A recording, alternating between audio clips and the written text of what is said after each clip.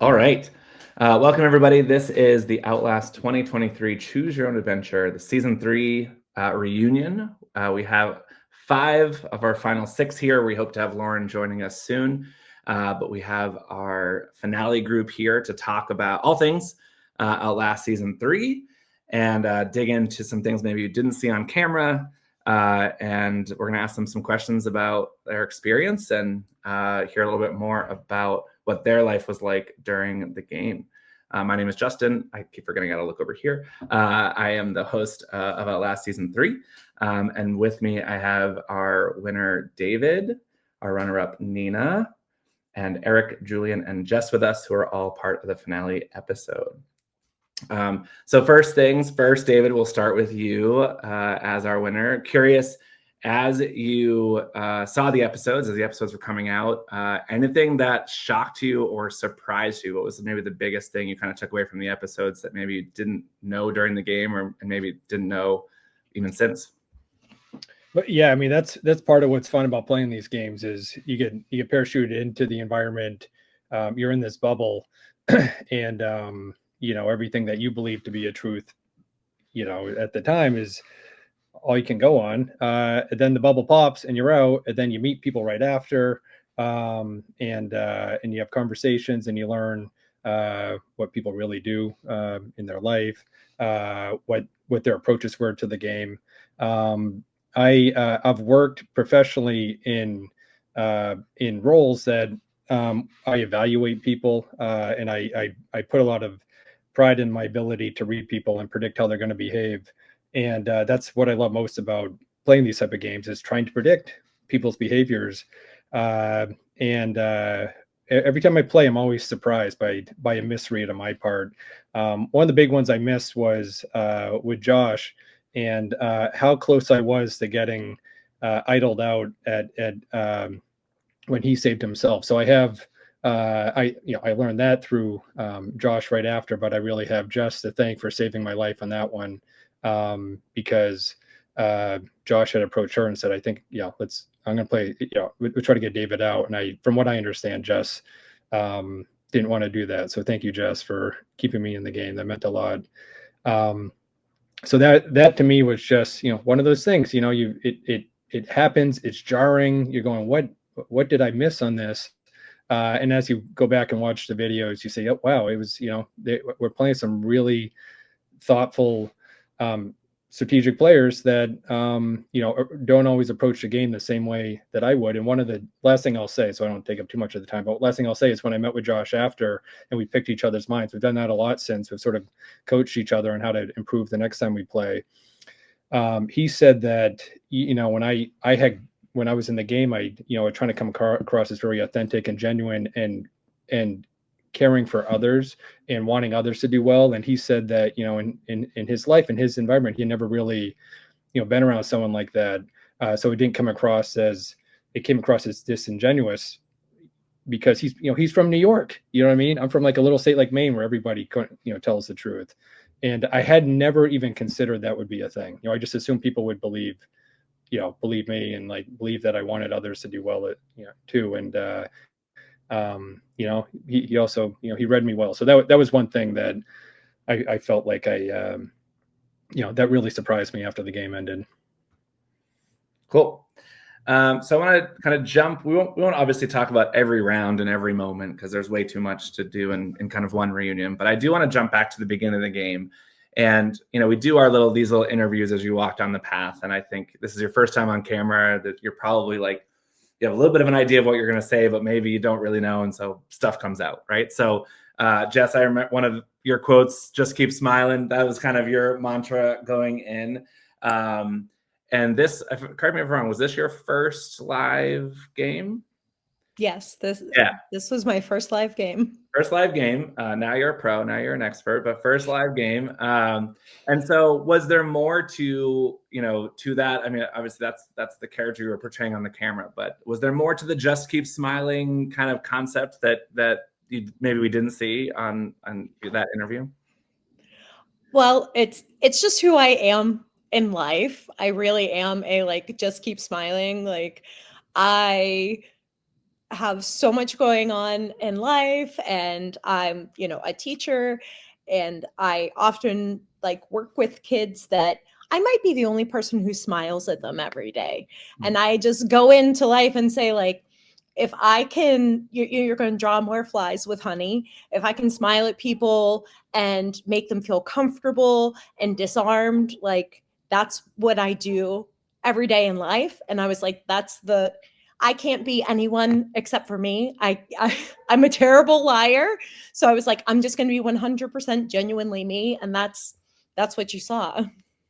And for the folks that engage with Jess in the game, probably David, Julian, Eric, I think maybe Nina was the least amount with Jess, especially in the beginning. Did you sense that? Did you feel that? Was that something that drew you to Jess? Was it a little strange? Like, was that something that you were a little threatened by, or did you see that as a positive? Any of the gents want to kind of tell me about your impressions of Jess from that? Yeah, Julian. So Jess was one of the first people I remember thinking about in the game, because when Jess was coming down the path, I could hear her laughing like from the field when we're all sat in that circle. And I thought to myself immediately, I'm going to go to her at camp, and the first thing I'm going to say to her is, I remember your laugh, and it was immediately contagious, and I knew you were someone I wanted to work with. I don't remember if I actually did that. I think I may have. Jess, maybe you can remind me. I think I did say that to you. But that sort of energy is a great way to like have a first impression with someone. So that was a good, if it was strategic or just you, Jess, it was a good thing. And Julian, while we're with you, we'll stay with you. Your thing that I remember from your entry was, you wanted to not only be a great player, but an entertaining player, and you were going to commit to the bit 100%. Did you feel like you achieved that? I think you and I talked. You had very compelling confessionals. So I think you had the most confessionals out of anybody in the episodes, Julian. So do you feel like you achieved that of kind of committing to the bit and being not only a compelling player, but an entertaining one? I think that I like to say that my entertainment came from a variety of different places. In my confessionals, I tried to genuinely be authentic and talk about what was happening in the game, and not necessarily try to be any sort of like extra flamboyance in what I'm saying that isn't me, because like at my core, I'm more strategic. I like talking about the game. So I'd say it how it is. I mean, I was a little tired and delirious towards the end, so it felt like my confessionals were just me going from one thought to the next and not actually finishing any sentences. I'd say that probably the coolest thing that I'd say that I brought entertainment value to that didn't actually really show up in the episodes was I tried to write on my parchments in like the styles of former players from the season. For example, I have one here. My David vote at the Final Four, I put the line above and below the way Andy did in his season. So I tried to pay homage to the previous seasons by doing that. But I guess that's one level of entertainment that I like to bring. Yeah, that was very cool. And I actually screenshot some of that and sent that out to previous players and the production. Everybody was really happy about that. Eric, it seems that you and Julian had an early connection, at Turlouse, and you bonded with him pretty quickly. Was that kind of energy and the excitement for the game and kind of what qualities kind of drew you to him, kind of what he just talked about, right? Like he's very excited. He was obviously strategic. Tell me a little bit more about first impressions of Julian. Well, I got two kids, so he reminded me instantly of my kids, and I was like drawn to him. And I think as he alluded to in one of the shows, was we actually met walking as Julian was walking over to the game, and I thought he might be a game player, but I wasn't going to go too far with that. And so I was instantly sort of drawn to him. Somebody just I connected with, had a quick conversation with, reminded me of my kids. And, when I went onto the field and got my spot, I wanted to get close to where Julian was, just trying to say, hey, I'm with you. Let's see if we can get something going. And that actually worked out well with the scramble to form the Turlouse tribe, which rocked. So Eric, we'll stay with you. This again, you said that this was your first game, and you actually kind of scrapped your game plan a little bit. Is what you kind of said as you walked in, that you were going to, you had maybe some plans to be deceptive and all these things, and maybe you're going to toss it out the window and kind of just be you. So is that truly kind of how you felt going into the game, and how is it different maybe than you thought? No, I was thinking of trying out some different strategy games and getting ready and watching more videos of different seasons of other LRG games. And yeah, I kind of threw that out the door. I was like, I want to come in and be myself and be real and build a game of trust. The funny part here is the only thing I really practiced was slide puzzles. and here's the crazy part about it was, what was the one thing Julie and I tackled against each other on? Was a slide puzzle. I beat him on the slide puzzle, and then when they got booted out, what happened? They got to decide whether it was 3 or 2. So if I didn't practice the slide puzzle, I would have been the one deciding whether it was 3 or 2 in the final. So that's the kicker. That's pretty funny.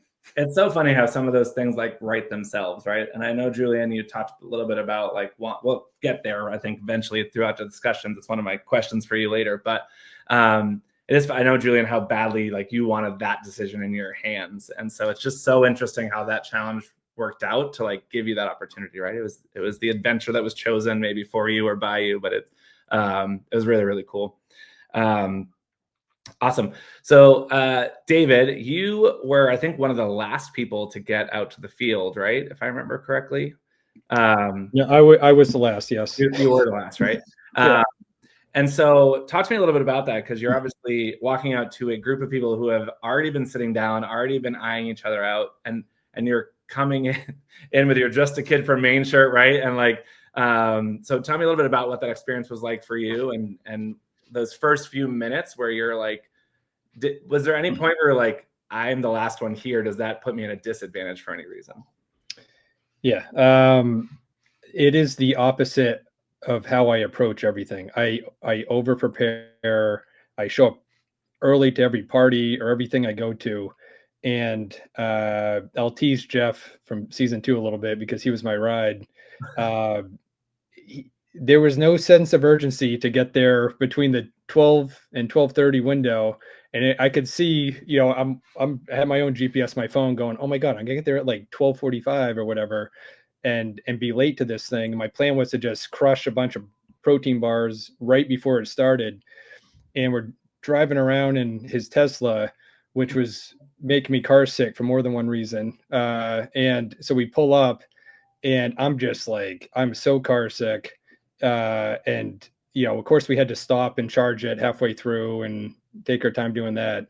And so that's how like the game's starting for me. Is like, I go to get in line. I knew I was the last one. Like it already was happening. But, you know, the benefit of that is I could see in front of me who was in front of me. So nobody was behind me. So I could see everybody. And in that aspect, I liked it. You know, so when I entered the field, you know, everybody was already sitting there. And when I watched the videos, the episodes back, I got to see Julian was the first one, which is a coveted spot that I would have wanted, of course. But, you know, I didn't have to sit there for a long time, just spiraling in my thoughts. And I'm a spiral thinker. You know, if I sit there and start thinking, I'm going to start getting nervous. I did feel myself a little panicky even when I show up. I just do. I get nervous before these things until they start. So in a way, I sort of like got a full sprint right into the game. Like I got there, it wasn't very much longer after we sat there that you showed up and started the game for us. You know, in a way, I like that. That's how my journey started, because, you know, everything, for every choice, whether it's your own or not, or every action, there's a choice and a result or whatever it is. Like, you know, I rolled with it, and, you know, I was happy with how it went.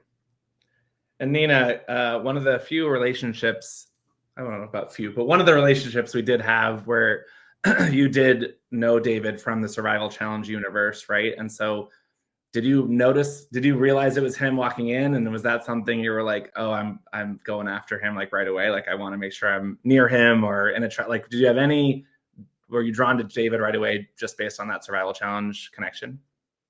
Well, I actually did not recognize David at all. Even when he came Yeah, we've never talked before this. Go ahead. Yeah, he came up to me and he was like, do you remember me? And I was like, should I? Yeah, he was there on my season, but that was when I was playing. There were so many production people, so like every production person looks the same to you.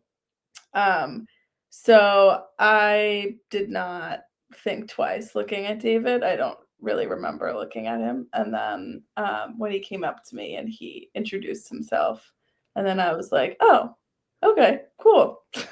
I literally said, "Do you remember me?" And she goes, "No." I was like, "Oh man, I'm not memorable. This is not going well. I'm last here and I'm not memorable." Yeah. That's so funny.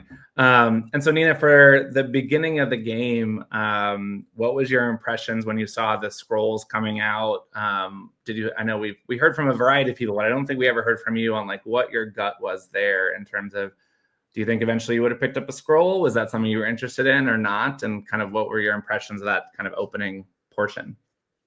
I would have never picked up a scroll. I wanted everyone who picked up, I knew immediately, I was like, whoever picks up a scroll, I want them out immediately. I did not trust Kayla at all. And then like she did things to gain my trust, but she had to do a lot. And she kind of did gain my trust, but she did a lot to do that. But it took a while. Seth would have never been able to get my trust. Yeah, that's just sus to me, and I don't like that kind of. I don't like that. Yeah, I will say from a production standpoint, I was impressed with how well Kayla recovered from that moment, right? Because I think in one of your confessionals, you're right. You're like, she's out of here, right? And there's a couple people that throughout the game that were saying like, that puts a target on you right away. And she recovered well, still went deep with it, right? And I think, I think at the end of the day, picking the scramble was one of the more, in as much as it was chaotic, it was inconsequential in some ways, right? It's not like she handpicked tribes and did anything like that, right? So, awesome. So before we wrap up, any sort of first impressions, kind of early game talk, anything else anybody wants to share, say? Well, I just want to mention that it's sort of like what Eric said, is that like part of my prep was to watch other LRGs, and that, I watch them anyways, but it's very common these days to have people, it's like impossible to have an all newbie season. So, I had seen season 1 and 2 of Outlast, and I recognized probably like, almost a third of each cast just from other games they had played in. So I was crushing through a lot of other seasons of other LRGs. And so like with Nina specifically, I recognized her. I couldn't remember if she was a villain or a hero of her season. I just couldn't really remember, but I did. It did during the, while we were playing, I did have the memory of in her season of Survival Challenge, what they voted out an older gentleman named Lon, and it was just the sweetest thing. Like they went around, like Nina started it and said, can we just go around and say something nice about Lon? And like the whole audience got choked up, and it was something that I hadn't remembered initially, but it reminded me of like, okay, yeah, Nina's someone I want to play with. Luke, I recognize, but not, I hadn't really watched much of Survival Challenge that summer. He had just played it. Same thing with Drew. Kayla, I recognized from Gettysburg. I had watched that because I heard Teeny had played it, because she was coming out that year on Survivor. Matt, I recognized from Bloomington, and Meg, I recognized from Real Foot and Survival Challenge. So there were some like familiar faces, but I was really glad I didn't know anybody like personally, because that's having just come off a returning season of Survival Challenge. Like, it's messy, and I loved what this game was. Kudos to you, Justin, for putting together a game that is hard to cast without previous relationships. Yeah, it was. It was fun to see who was out there. I also I'll just tell a quick one. I'm sorry, I don't want to hold the floor this one, but I assumed there would be other Survival Challenge people there. I never guessed it was going to be Nina, Drew, and Meg and Luke, but I threw into the Survival Challenge chat, hey, does anyone know of any other good games that you played that are fun to play? And one of them, somebody said about Outlast, and somebody else kind of drew an eyes emoji indicating they were playing, and I said, I knew it. I got somebody, and then they end up not even playing. I think they dropped out at the last minute, probably. I don't know. I don't know what happened, but I went in thinking I knew who was going to be there, so I prepped watching all of their other seasons of stuff that they did, and it was a waste of time. But I thought it was all sneaky, having baited someone into telling me they were playing Outlast, and it never happened. Yeah, we do our best to, obviously the community is big, but not so big, right? So we do our best to cast as we can without relationships, but there are always ones we don't know about, right? Like somehow, some way, I did not know that Julian and Lauren knew each other. So that was a big surprise to me. And I know that was not your fault. That was a new relationship. We had played a Traders org about like a month before Outlast. So it was like it was after casting. So literally I was like, no, I was so mad about that one. And obviously when I found out Luke and Drew played together in Survival Challenge, you know, we're cast together. When I saw the cast light up, I was like, no, come on. You know, but there are, you know, you are very compelling, right? So you're going to be people that casting folks want to take, right? So, but I also love when we can get people that are brand new and fresh, like Eric. And speaking of Eric, yeah, I just want to add something there. I knew nobody, but what was funny is I got there early and pulled into the parking spot, and there I see people coming from season 2 and season 1, and I'm thinking they can't be playing again, but they were part of production. I was just like blown away. I was like, no way they're playing. No way they're playing. Well, talking about first impressions, I do want to share, because Eric made quite a first impression with his video. For those of you who haven't seen it, this is one of the best things to ever come to Outlast. I hope this is going to work. Let's see.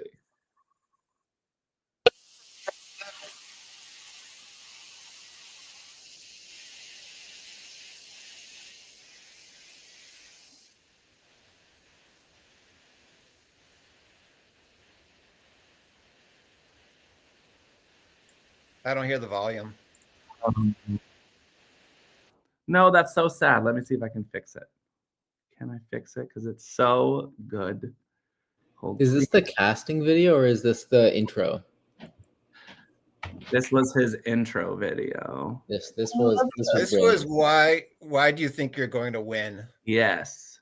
Oh no, I don't think it's gonna work. What inspired the sheep? Oh, sad. Yeah, why sheep? It's so good. Coming in like a lamb and going out like a lion. That was. I don't know how to share the sound on here. You guys don't have sheep around your house? Well, you should go back and watch. We did release, I think, did we release it? If not, we will. I think I will. I'll make sure it's up there for people to watch. It's very entertaining. And we knew we had something special with Eric from that video. So I always encourage everybody to be a little creative, have some fun with those videos. And I will make sure it's linked in the comments or something, because the world must see it. All right. Sorry about that. Sorry, I thought I had the sound right. Oh, well. All right, we're going to jump ahead a little bit. This is where we'll probably end up bouncing around kind of the season a little bit. But I am curious, and we're going to kind of go around the horn. Oh, and we're all out of order now since I did that screen sharing thing, but that's okay. I'll start with Nina. Looking back, and it can be part of the episodes, not part of the episodes, you know, what kind of, when you think about your Outlast experience, is there a favorite moment or a favorite part of it that like you kind of think about, hold on to, kind of cherish the most when you look back on the experience? I probably the immunity wins. All of them combined. You know, most of them would start out with me being like, all right, we're gonna be chill, we're gonna be cool. And then like a little bit into it, I'm like, I can't hold back. I have to go full throttle. I have to try and win. That or meeting David and just like immediately being like, oh my God, LRG bestie. So speaking of maybe thinking about holding back or not holding back, one of the questions I get from the audience a lot is, did Nina throw the final challenge? So can you set the record straight? Did you feel as though you were going to get taken no matter what? Did you end up throwing that final challenge? Yeah, I didn't want to win that. I knew that it was better for me to go to the end with Eric, and I did not want to have to put myself through the idea of voting out David. or Eric. They both were so monumental in getting me to where I was that it just felt cruel to vote them out because it felt like I was there because of them. So it just felt icky. So I was like, I don't like this feeling. All right, Well, cool. I got to add this. I don't know if I shared this with Nina, I think with Julian, but stacking those 8 pieces was almost impossible. I was shaking so much. I looked so steady in the video, but it was a lot longer than that video was. And at a certain point, I was about ready to say, I can't do this. And I was about ready to go over to Nina and build her tower. Because I knew she wasn't trying. I was like, this is ridiculous. Awesome. Well, so I'll stick with you, Eric. As you look back, is there a favorite moment, favorite kind of experience piece of this that you've taken away and you think about? Be honest, I love just the tribe I had, the Trillis tribe, right? They rocked it. It was just so much fun. We just meshed so wonderfully. And the whole team, the whole group, I mean, right to Stephen and Rachel, and it was unbelievable.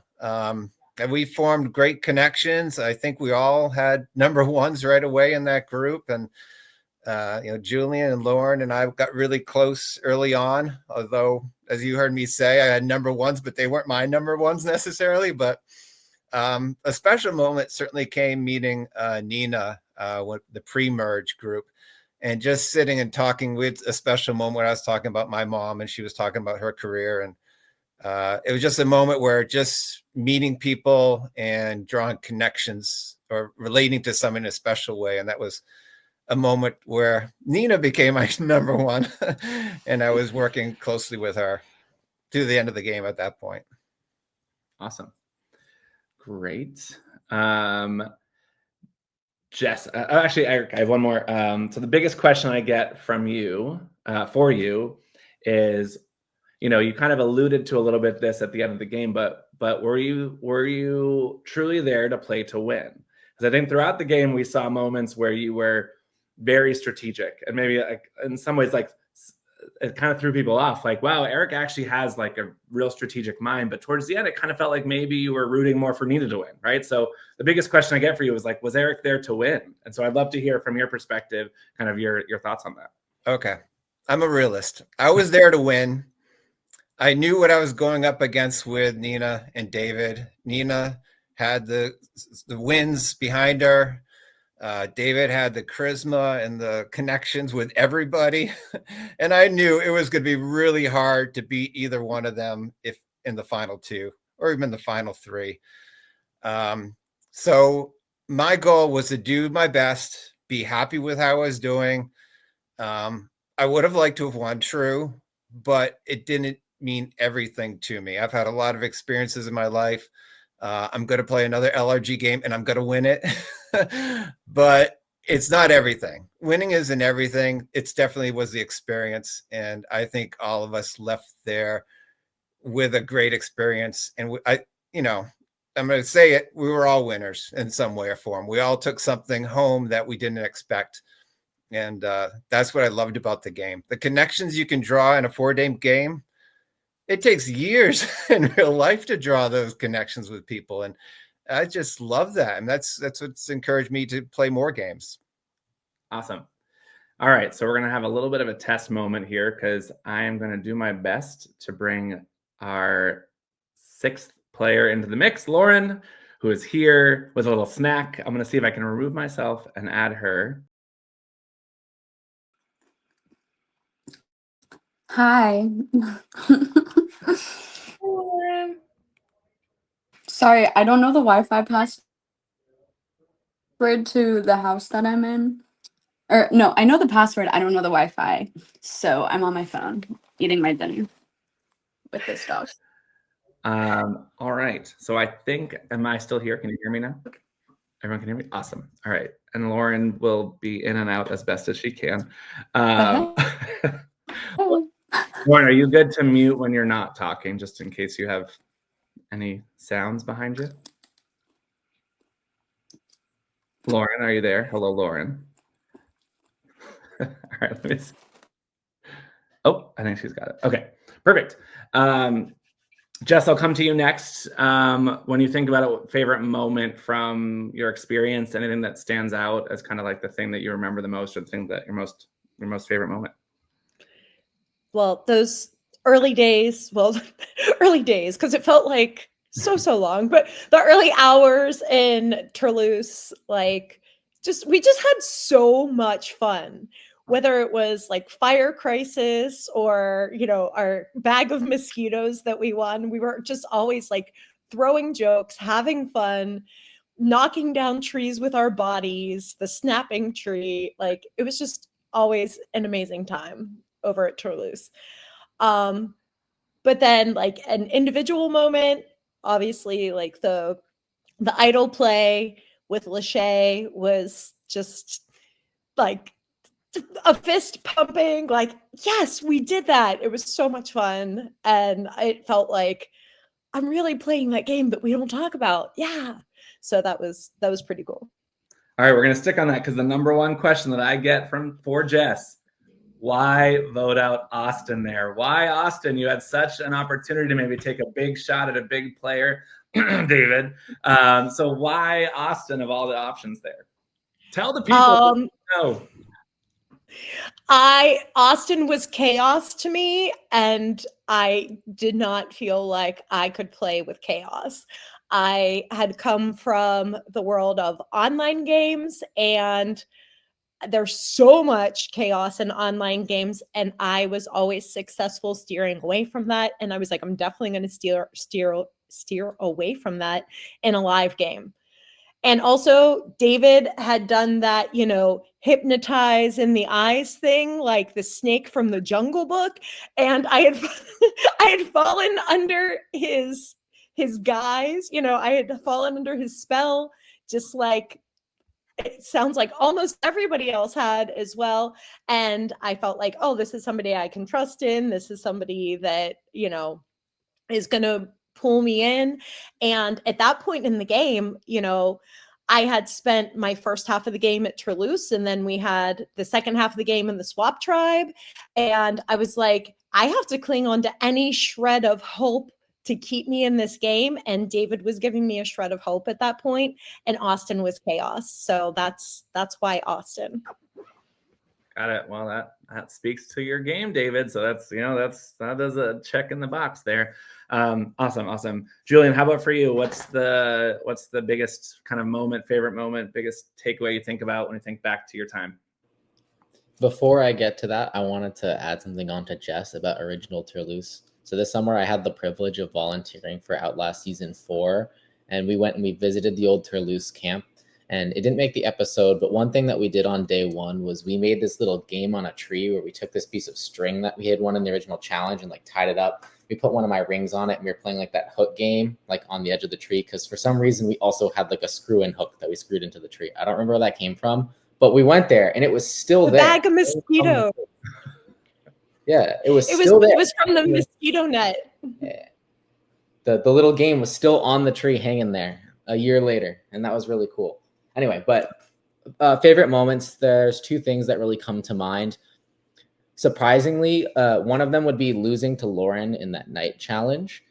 Honestly, that was just such a great moment for me because I was not expecting to do well in that challenge. The challenge went nearly 3 hours. My leg was hurting, but it was just a moment where I thought to myself, getting second place is the worst thing that can possibly happen because everyone's at camp thinking about who to vote out because it's like right at the beginning of the merge, and whoever comes back in second is just an easy name. So like I was in my own head, you're going to get voted out if you don't get it. And that really pushed me very far, like, because it came down to me and Lauren and Austin, like only about like maybe an hour and 15 in. And then the three of us went like another like hour and a half just on our own. And that entire time I'm like, I've been here too long. But it was just a really cool, like, I guess, culmination moment for Lauren and my relationship because we had known each other beforehand and it came down to just us two. We were at that point each other's number ones in my mind. I think maybe it changed a little bit towards the end, but that was one. The second one was the first immunity challenge of the season, balls. That once also like just a really cool challenge in general. It went way longer than the episode made it look. It was like over an hour total time. And it was just like a lot of pressure on me for the first one. I told myself I would never volunteer for a hero position, but I'm like, not screw it, I'm going to do it. And then landing that last ball in, and then that relief of winning immunity. And I kind of rode that high for like another hour or so after that. It was really cool. That was a great moment. I will say, as the host, there was a small part of me that wanted Megan to pull it out. I'm just going to say it because it would have been so epic for that comeback. But it was great. I was glad it was close. I was glad it was like fun to edit together because it actually was close when I thought it was just going to be a big blowout. So, but I'm a big fan of the underdogs pulling off like a weird upset. So like that would have been kind of cool. But pull it out, Julian. You got it there. It was great. Thank you for not blowing them out of the water. You know, you made it exciting. I knew you were there to commit to the bit and make it exciting, right? Awesome. Well, the biggest question I get for you, Julian, and you probably expected this. Why the lie about Final 2 and Final 3? Why did Julian lie? Tell us your thoughts. And we get a little bit of it in the episode, but I want to make sure there's anything you've thought about since on that. Why the lie? So at the point in the game where I was first talking about getting the decision, and then when I did end up getting that decision, I thought that I was towards the bottom of my alliance. I thought that there were a lot of big players in the game. I was especially threatened by David, Nina, Lauren, and I thought Eric was someone who was just going to be very likable. And I was kind of just, I'm the young guy. I was only 20 when I played. I think the next oldest person was at least 2 years older than me. I think people wouldn't take me seriously. So I thought I needed to have some little bit of agency in this game where I can make a flashy move that could wow the jury. And I thought to myself, if I lie about the Final 2 versus Final 3, maybe I could really play into this Julian is a GOAT narrative and find myself at the Final 4 as someone that people aren't even looking at voting out. And then they take me into the Final 3 thinking I'm just going to be a GOAT sitting in that chair. And then guess what? We're going back to the challenge field. I can win that final immunity challenge and individually take out the biggest threat remaining. And that would be what would win me the game. Unfortunately, other players seemed to think that I was playing a much better game than I was, namely Nina. She came up to me and said that to me when I was trying to pitch myself as a GOAT. And at that point, that strategy was kind of out the window. I will say, though, if I had just stuck to it and not told Eric about the Final 2 versus Final 3, I think he would have given me a shot in fire. And I do feel very strongly, David, that I would have beaten you in that puzzle. So it could have been a very different season if I had just made that one different. You definitely would have. Yes. You would have beat me. I'm trying to remember what the puzzle was. I think if I remember what you told me. Is it the tree? I think it's the tree puzzle. So like where you have to add the leaves. David, you know that tree puzzle? Yeah. Julian found out, right? He's probably has a replica. I'm sure he'll get it. Yeah, he would have crushed me in it. And yeah, I don't like, the last the previous season went to fire, and I'll show it again, Julian. I missed it. I was talking. Yeah, that's it, right, Jesse? Yes, that is it. Yeah. A variation of that. I don't think it's that exact one, but yeah. Thank you, Eric, for not making us do a tree puzzle. Well, it's absolutely true. If Julian did not have mentioned that, I would have I would have voted with him. I mean, my number 3, I was hoping for Nina, Julian, and I to be in the Final 3. That was my goal. And when that wasn't happening, I folded on my alliance with Julian at that point. I don't know. And Julian, you knew it was a puzzle? Did Nina tell you that she picked puzzle for Final 4? Yeah, Nina told everyone, I think, pretty immediately after making the decision. I was like, I don't know why Nina made that decision, but this is fantastic for me, and it nearly paid off. Yeah. What was Nina? What's the backstory about why did you choose puzzle over fire over something else? Well, it was logistics. The choices one was endurance, and I knew we were running behind, and I was like, that's going to be a nightmare. What was the other option? I think it was legit fire. It was fire, and I was like, that also could take forever. That's also, we're running behind. I was doing it from production. For production, I was like, we gotta speed it up. We need a quick puzzle. That's perfect. I don't care, whatever. Love it. All right, Lauren, I'll ask you to pause a bite for a second. We'll come to you. Hello. Hello, welcome. When you look back on the season, is there a moment, a favorite thing that stands out to you? My things are the same as Julian's, funny enough, because beating Julian after 3 hours was pretty awesome. I love Julian, and I agree with everything that he said. Like it was just fun, like it being the two of us for like an hour. Us getting Austin to drop was really funny, and I liked that. And then I kept telling Julian he needed to drop and go back to camp, but he wouldn't listen to me. But then I told him that I wouldn't let him get voted out, which is what I told him every single round for the entire game. And then the other one, why am I blanking? Julian, what was the other thing you said? Oh, the freaking balls. I think about that regularly because I think about if Julian had lost that, there's no way in hell I could have single-handedly made Julian not be voted out at that point. And I'm just like, Julian, I can't believe you fucking did that. Like every single time I think about it, I'm like, I know he's good at things. Like, why did he do that? But so I think about those things a lot, especially beating the endurance one. I think about a lot because I got to beat my roommate's record. Yes. So that comes up a lot. Jess and Eric, do you think had you lost that first challenge with Julian not completing that, do you think he would have been the first to go? Was that where your gut would have been? I don't think so. No. I don't think so either. He was scrambling. I can talk to that a little bit. He was playing a nervous game, so it was kind of he was worried. His worriedness made him a target, I think. Yeah, I mean, I've talked to a handful of people about if we had lost, what would have happened. I spent a lot of time over the night before that first talking to Lachey. I had talked to her pretty much the entire night, like for hours. And I've said to myself, if Lauren was someone that I didn't know, Lachey absolutely would have been my number one in the game. She is just like the coolest person ever. So personable, like will listen to you, will speak, and will be funny. And I had hoped that at least Lachey, Eric, and Lauren would have my back at a tribal council. I had a good bond with Steven. So I thought at least like individually, I had people who felt good about me, that even if I did lose that challenge, I could recover from it. Cool. Good stuff. Lauren, the number one question that I get for you is, do you regret maybe siding with some friendships or the stronger folks over kind of sticking with your red Turloose folks and maybe keeping the numbers advantage kind of that mid-merge time, or maybe not, or maybe leveraging some of the gray folks to kind of keep yourself in a majority there?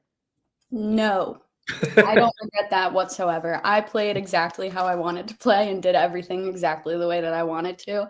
And I literally don't regret anything except for not winning the Final 5 immunity challenge. All right. Pretty decisive answer. That's good. Awesome. David, what about for you? What sticks out as maybe your favorite moment besides winning? You can't use that one. We'll make you use a different one. Favorite moment of the season? Yeah. Well, just for the Lauren thing you just asked her, like she was like one or two things away from winning. You know what I mean? So like it feels like for the audience, it might feel like, oh, maybe make a different decision. It's immunity win difference between making it to 4 and then it's a 2-2 split. I lose puzzle, she wins the whole thing. You know what I mean? It's or if it's a final 3, she could have won against Nina and me. Yeah, what I wrote down before this for my favorite things. I went back and watched the season again before we did this because I wanted to be fresh with this, and like finding idols to me is like the world like stops when you find an idol. I mean, it's nothing like it. It's incredible. So like I got to find 2 of them. The first one was just dumb luck. I just happened to be breaking a tree branch and there was an idol right there. The second one was like a deliberate find where I dropped out of the endurance challenge that Julian and Lauren went so long on because I knew I'd never beat these type of people. And by the way, Jess went for like over an hour or something too. That was a incredible moment as well. But I purposely dropped out of that, ran down. Eric's there. I mean, what did we find that idol in like 30 seconds? It was the first tree I looked at, and there was an idol, and I get there, I get this, and then he shows me his Choose Your Own Adventure book, and then so it's like we just kept collecting stuff. It was nuts. So like that was special. On Saturday night, we're all feeling fatigued, that sort of thing. Josh was a little his stomach was like upset or something. So I walked with him up to the bathroom at like 2 or 3 in the morning or something. And while he's in there for a while, I was just out in the field, the big open field, looking at the stars. It was like so clear. And I sort of just recalibrated and I like reminded myself why I'm there. And it's a big deal for me to like leave my life to go do these things. Like this was like the second thing I had done in 5 years. The first one I played was 5 years before with you, Justin. And like, I just sort of remind myself why I'm here, have fun, play hard, finish strong. There's one more day to go. And that was like, you don't get a lot of moments by yourself in these games. And like, I got one, I kind of got a little bit of time up there just to like, look at the stars and like remind myself, that I love playing these games. I mean, that like playing Survivor is like, there's nothing like it. It's so amazing. And then, before you play 2, like you sort of dream up like who's going to be my person, like, and I think of like who that person might be. And it could have been anybody really in the cast and certainly anyone that's on the screen right now.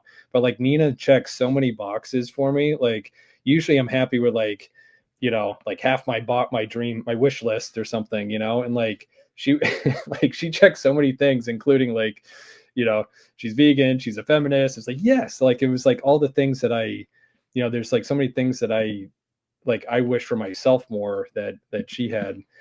So it was like such a treat to play with somebody like her. And then like the capstone for me was, I'll talk about like right after the game ended, it was dark and all that sort of thing. But it was the first time I could interact with my parents. I just hugged my mom and I started sobbing. And it was like, I just like could let it out for the first time the whole game, just like, you're sort of like trying to keep it together the whole time you're in game mode. And it was just like over and this relief, and to have like a loved one there, which not all of us have, there, I was sort of lucky that I had, my parents there. So like, just to like be able to hug her and like let it out, and for them to be there to watch it was like, it was like a special moment for our family that, I'll never forget. Awesome. So the biggest question I get around your game, David, is if you have any regrets, if you would have done, like looking back, is there anything you wish you had done differently? Which is a weird question for a winner because you won. So, right. So like, why would you do anything differently? But I think people say, you talk a little bit in the episodes about like regretting not playing your idol for Luke. But then you don't have the idol later, maybe when you need it. So like, is that truly a regret? Is that something you still regret? Or is there anything else you regret in the game? Yeah, for I would think for all winners, if there's someone that truly thinks about how they played, they're going to have some sort of regret or wish they had done something differently. This isn't related to that, but I do want to mention one thing that didn't make the episode is when like just kind of joked that I sort of had a spell over people, but she did too. She's so like, she draws you in, and like for everyone that's on the screen, I was thinking about like there's parts of them that I've taken into the next game of like, Jess's warmth and Julian's mind and Lauren's fierceness and Eric's, physicality and Nina just like a triple threat, that sort of thing. And like with Jess, there was something I didn't make in the episodes is it was like right after she played her idol, she saves herself. I played my idol. I didn't really need to, I guess. But, I talked to her after and said, like, you're now part of Blue. Like you're new Blue. And like I don't need to win. Like I want to win. And it's sort of like kind of like maybe what Eric was saying, or others have said, like I want to win, but I don't like need to win. And like I want one of either me or one of my people to win. And like you're one of my people now, Jess. And like I was just like letting it out. And I have the feeling like that wasn't like a gameplay necessary. That wasn't like like some sneaky thing I was trying to do. It's just like a genuine, like I was really excited about like we have our group. This is it. We're gonna roll with it. And part of me was like kind of dreading seeing that on if that had gotten aired. I don't know. Was anyone filming that, Jess? Do you remember? I don't remember, but that's really nice to hear you say, because in the moment it felt really genuine and it felt really great. And then like watching the season, I was like, that was a bunch of lip service. Like he was just, saying that. And like, and then I'm vacillated back and forth. So hearing you like confirm that like yeah, that was a real, honest, true, like human moment. Makes me feel good. So thank Yeah. you.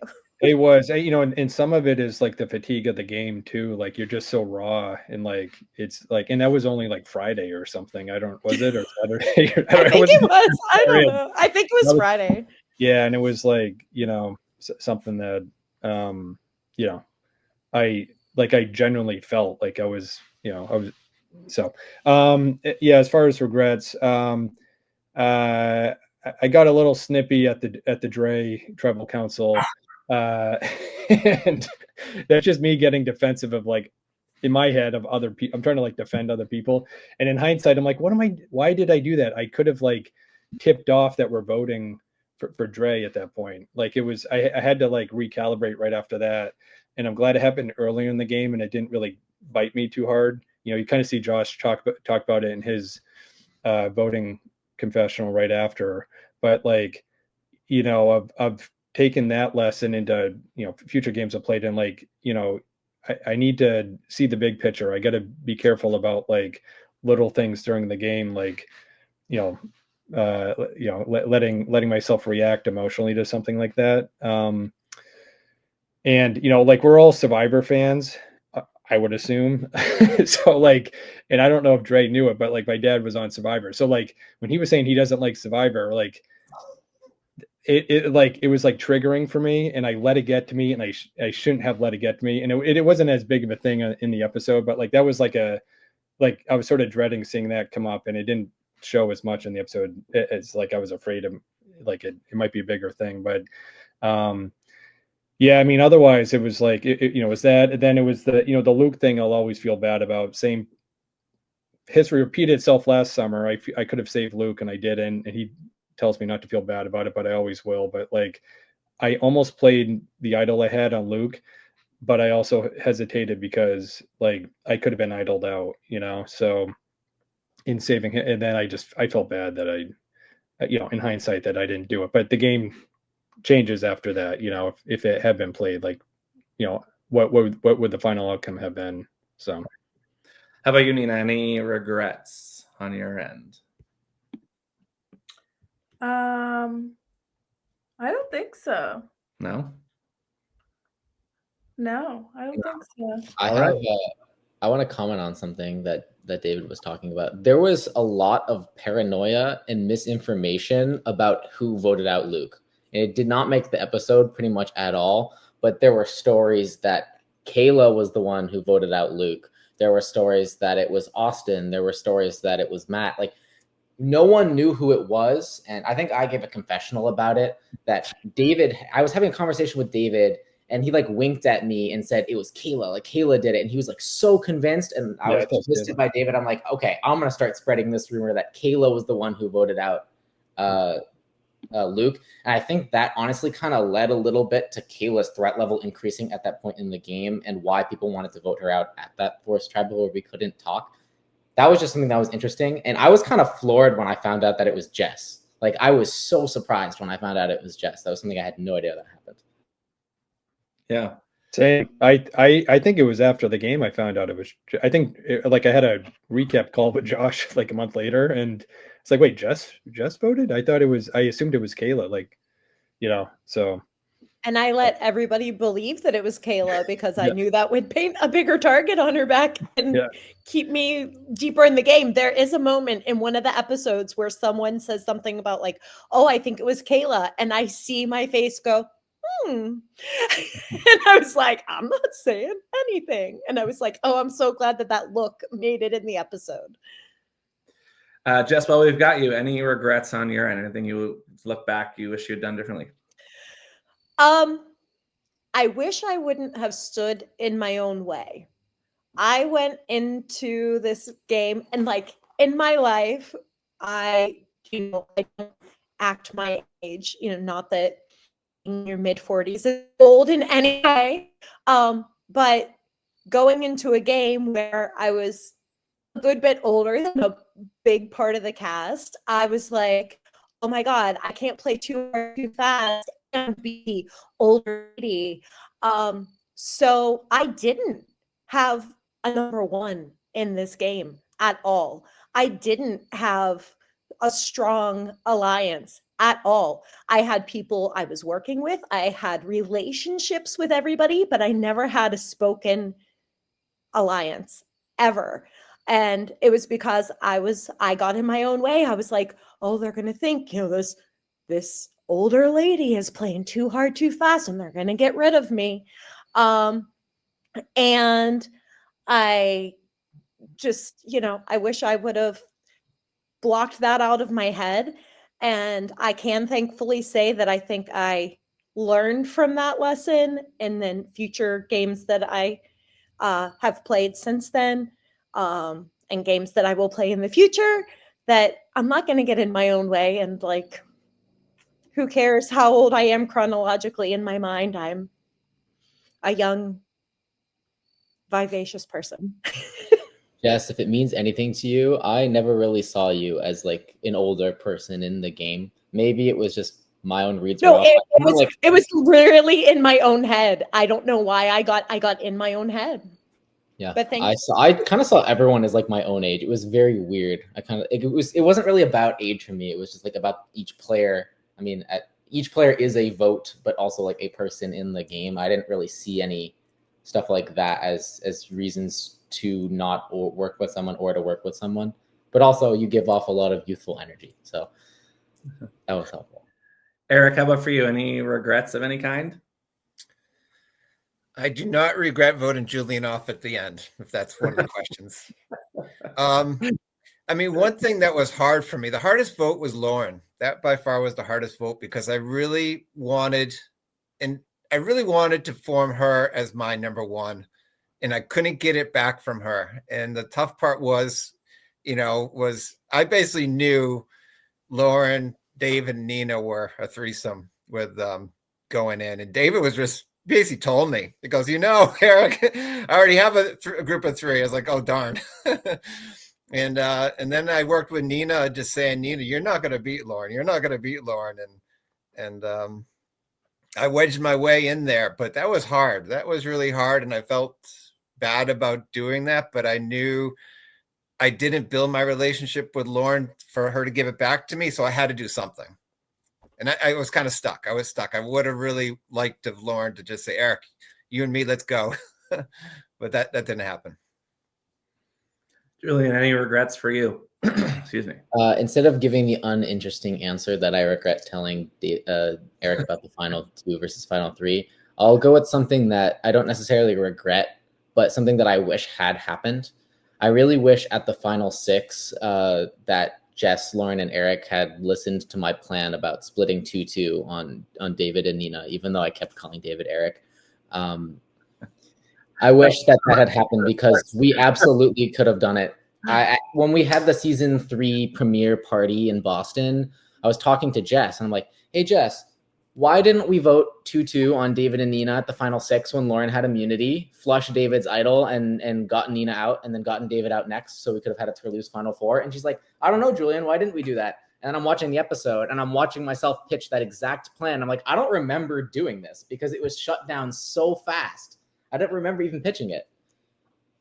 So I wish that had happened. It is crazy that in the final 6, there's 4 Toulouse and 2 Akochi, and the 2 Akochi were the ones at the end. It is crazy. It is. It's very similar to kind of season 2, when we have a bunch of original blue folks that keep chopping out original blue folks, right? And like, so it's very interesting how those dynamics come into play. I think it's a testament to David's game in my mind. From my perspective, at least, David was the driving force behind driving the cross-tribe connections. I know David talked to me at the challenges in the beginning. I don't want to do this tribe alliance thing. I don't want to do this blue versus red that we've been doing for like the past few rounds. Why don't we form this like cross-tribe alliance? David went to Lauren and started that duo up. And then Lauren added me and David added Nina. And then that 4 added, I think it was Eric and Luke. And then once Luke got voted out, we put Jess into that. So I think it was just a testament to how strong of a social game that David and Nina had played to forge those bonds to the point where someone like Lauren was willing to cut her original relationships with the Toulouse to work with them. It is really interesting how there's so much talk kind of pre-merge and even an early merge of like, oh, this is red versus blue, and the grays are going to be somehow the tiebreakers and kind of help figure out which side wins. And then that doesn't happen at all. And I don't know if Rachel kind of giving herself up at the merge affects that at all or not. But it was really interesting from a production standpoint to hear all this red versus blue talk for like a good 2 days, and then for that not to happen at all. I actually kind of liked it. I liked that it didn't kind of fall that way, and that there was a little bit more kind of fluidity. But yeah, all right, Lauren, I'm going to circle back to you just in case. Any regrets now that you've heard some other people talk and some other regrets? Any regrets? No, I don't regret anything ever. I do everything exactly how I want to do it. I love it. We love that. I have a question for David and Nina. Yeah, that's for me to get it in at the end there.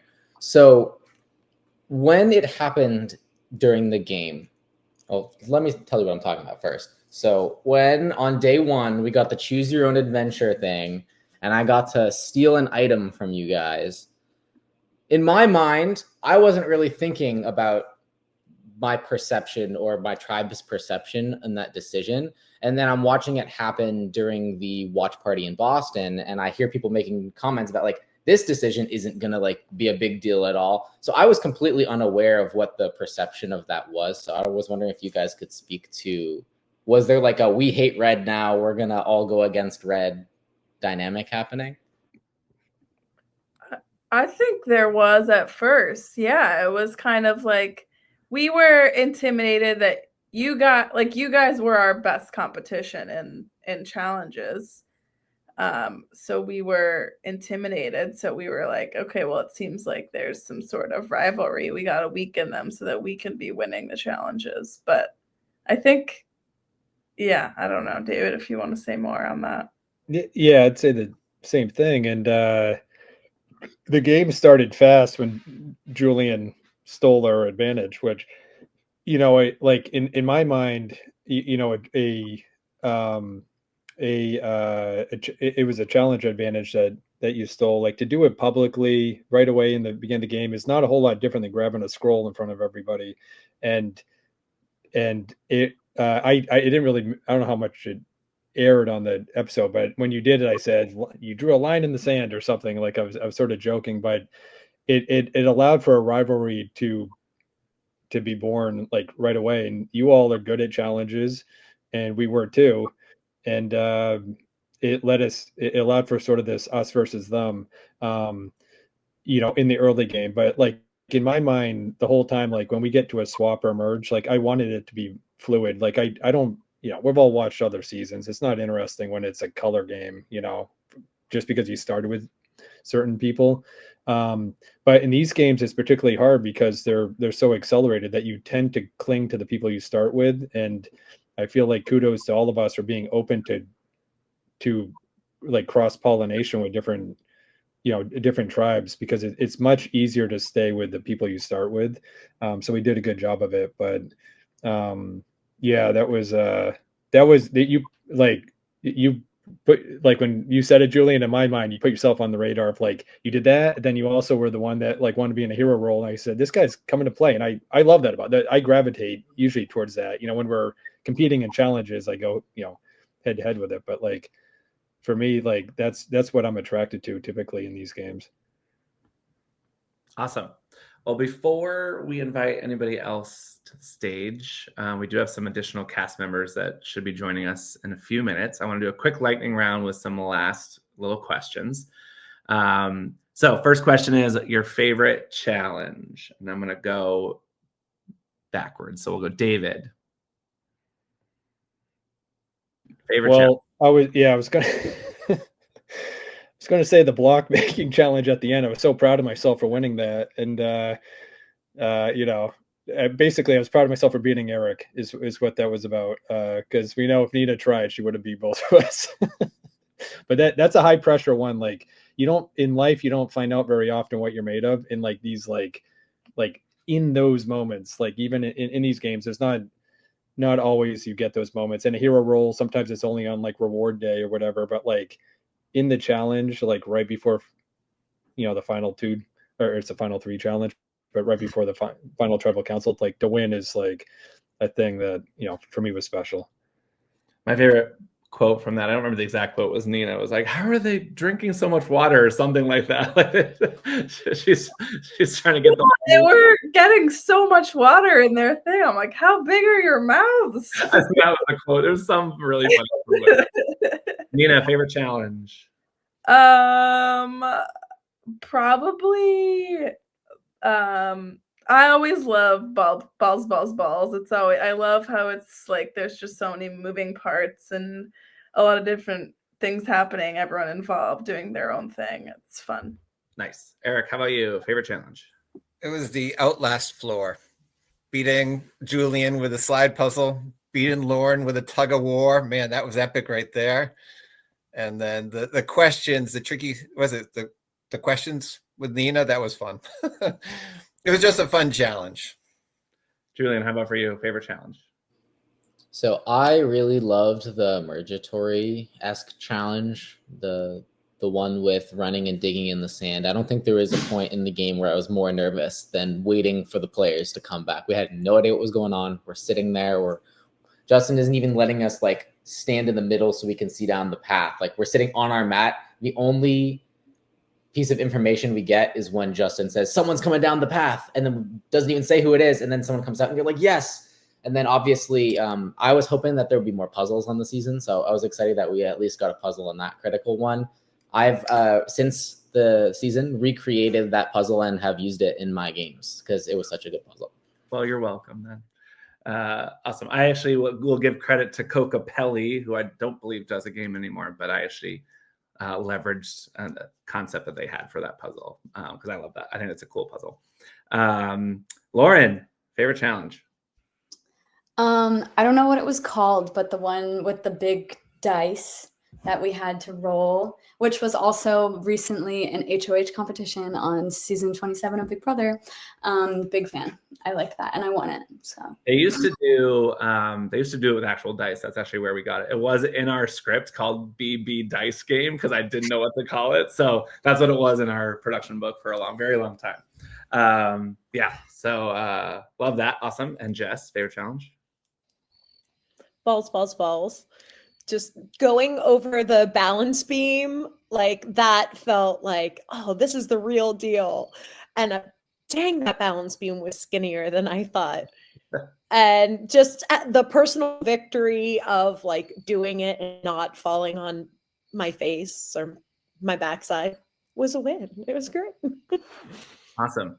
All right, we'll go in reverse order. So Jess, you'll be first. What's one thing you wish the episodes captured or that you wish the audience knew that didn't come out of the episodes? I swear that I was actually verbally strategizing a lot more than is shown in the episodes. I feel like in the episodes, you see a lot of me standing there with other people going. And while I do pride myself on being a good listener and know that's a good skill, I swear I said stuff as well. Yes, I will say we do our best to capture as much as we can, but obviously we can't capture everything. So when we do capture like an idol, like we're able to do with David in that moment, which is really cool. Like I wish we could have captured every moment that you all had. Obviously we can't, we do our best, but it's really awesome when we are able to connect with some of those key pivotal moments. And we do our very best not to ask you to like rehab conversations. It just takes away from, I think, the genuineness of the game, right? So yes, and I try to say that, right? Like we don't capture everything, so like you can only judge, and we actually craft the story out of what we do have, right? So don't judge these people based on only what you see. They all played much more in-depth games than that, for sure. Lauren, how about for you? What's one thing you wish was captured or that you wish the audience knew? The only thing I can think of is that I said way more out-of-pocket shit than what made the cut, but it made me look very kind. I don't know. I did something to make Peggy Crowley my biggest fan. So I saw her like a month ago, and she recognized me immediately, David, and gave me a hug. So that's awesome. I won in my heart. Yes, your confessionals were very fun, but also very challenging to edit at times. So appreciate that. But yes, we love some spice. So that was definitely great. Julian, how about for you? What do you wish? Maybe one thing that was captured that wasn't? I'm not sure how much it actually came through in my gameplay because I tried to hide it, but I am a personal, really big fan of Outlast specifically, and not just live reality games. This show was something that I discovered, and I would watch all the episodes as they aired. I'd be in the live chat asking questions. I like recreated stuff from the show. I was like messaging players on Instagram asking for like advice on how to do it. This thing means a whole lot to me, and being able to play it was an absolute dream come true. And I hope that someone maybe in a future season can see me as someone that inspired them to play and have fun the way that players from previous seasons did. Awesome. Eric, how about for you? Anything you wish? Well, I missed the story behind the Chinese food. I mean, there was a good story there. So Austin came to me and he was pitching hard and I wanted to hear him out. And David was kind of a point of trouble and to get him out. And so I said to Austin, let's figure this out. I was kind of playing with him, let's figure this out. Let's see if we can get the votes. And if we can get the votes, I will.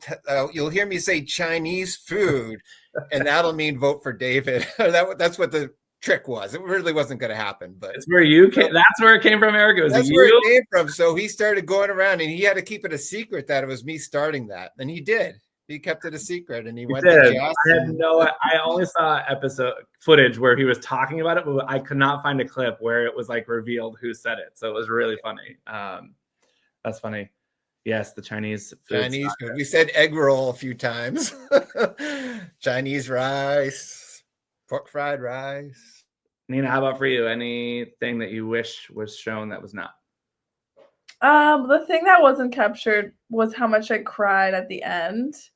I feel like the last 3 hours of the game, I was just crying the whole entire time. I feel like in these games, I get to a point where I'm so cutthroat the whole game, no emotion, I will do anything I can. And then it gets to a point where everything collapses and I become the most emotional player possible. Right. And David, how about for you? Anything that you wish was captured or seen that was not? Yeah, it was like Nina said, it was really raw, particularly the last day. And the final three, when Eric and Nina and I are standing there ready to go into the field, there was a little bit in the edit, but we were all getting really choked up about this is going to be hard, and she was implying she didn't want to have to make the decision. And I told her, don't worry, you don't need to take me to the end if you win. It's don't feel that pressure. But we sort of, we just went and played. I think with Nina and my relationship, I mean, all of us knew how, kind of being there like that. And after that, we were close. I think in the episodes, it's a little hard to capture some of that because her and I weren't always on camera talking. And our first interaction was literally leaving the field and walking with our new tribe down to our campsite. And her and I are in the back. And we just started talking. And that was the beginning of what built into really into that strong relationship. And there was Nina texted me a neat video of kind of a behind the scenes video of us talking at Final Four as we're walking, after coming back from tribal council. And we're talking about we met a few days ago and we said that this is what we were planning to do. It was right there on that path when we met. And now it's here we are, we're doing this. We just have a couple more to go and we'll be there. And I think just capturing, that relationship that was built, it's tough to edit for. Overall, it was done really well. But if we had captured that initial conversation and then some of those final ones, I think it would help the audience understand just how close we were. All right. Well, I'm learning more and more about this technology, and in order to bring some of our union people in, I'm going to have some of you leave. But before you do that, one last thing. What is your one piece of advice for future Outlast players? And we'll go in backwards order here. So Jess first, biggest piece of advice for future Outlast players. Just go out there and don't be afraid to do the things. Don't be afraid to play too hard, too fast. Don't get in your own way. Just get out there and have the conversations, do the thing, push for the vote and apply today. All right, Lauren, how about for you? Biggest piece of advice for future players?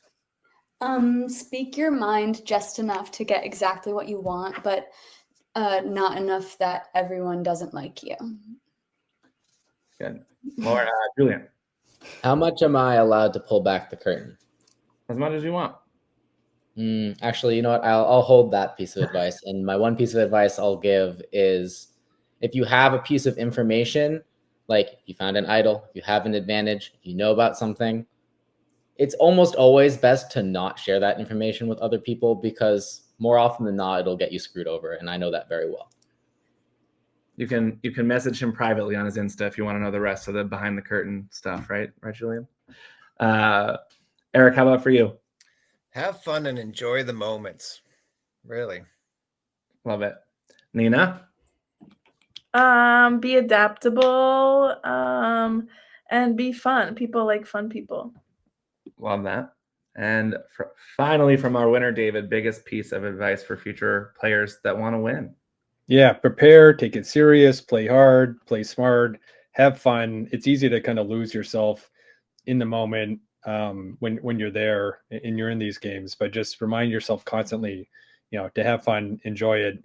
You're playing Survivor, and when you're in the game, you're still in the game. So I think sometimes there's that feeling of like, if you're feeling like you're on the outs, and it's easy to sort of spiral a little bit, but keep playing because you never know. If you keep up with it and you keep playing hard, you might end up with one of these guys.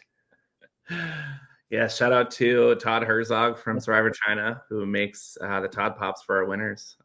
Very good work with David's. He got his shirt, he got his buffs, he got the beard, the hat, he did it all. So thank you for that, Todd. Awesome. Well, I'm going to have to ask to kick you all out now so we can get our lovely pre-final six group in here. There's a bunch of people trying to get in and they can't. But thank you all so much to our final six for being a part of this. Thank you for an amazing season. Be sure to check this out on YouTube so you can see what all the rest of your castmates say about you since you won't be here. And we'll be posting that pretty soon. But thank you all so much for making some time for us, for being a part of the Outlast family, and for giving us a great season in season 3. And thank you for those of you that were able to come out to season 4 and volunteer and help out. And we hope to see you in the future. And heard it was a great season, so we're excited to see the 2024-5. What year is it? 2025 episodes. But for now, we'll let the final 6 head on out for the rest of your nights. Thank you so much. Thank It's you. nice to see everybody. Thank you. So good to see you guys. Okay, perfect. Hey. All right, so I want to welcome the rest of the Outlast 2024 Season 3 cast, of those that can make it. Obviously, not everyone is here, but we do have a large selection of our players, which is really exciting. Thank you all for making the time. I know some of you, it's like 3 a.m., right, Austin? So appreciate you making the time to be here with us to talk a little bit about your Outlast journey. You can mute yourself if you are not talking. That'd be great. My dog's just freaked out because of whatever just happened. But everything will be fine. So we're going to keep this pretty quick and simple, but just wanted to bring you on and talk a little bit about your Outlast experience. We just had our final 6 on. I was not exactly clear how this technology worked. I thought we all could be here together, but we can't.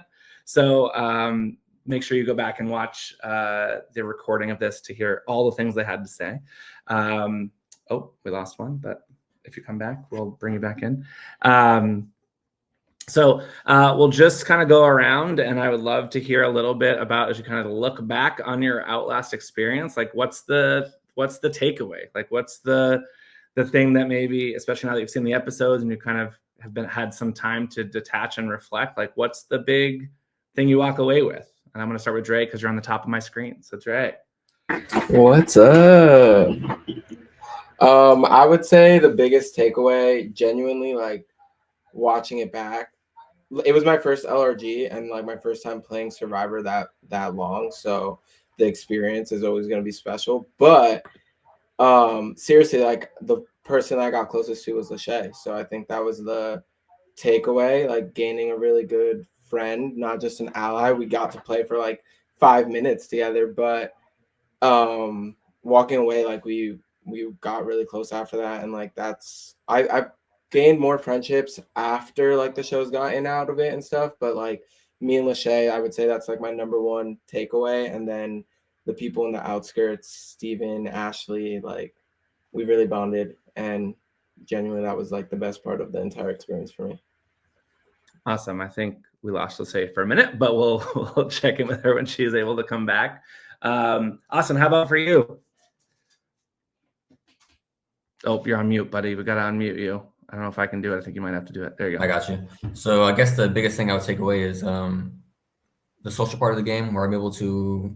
I was on the tribe. Obviously, I wasn't winning. I had to be able to adjust because I could see we were not going to win with the people we had, and things were just not going well. I could see the first challenge.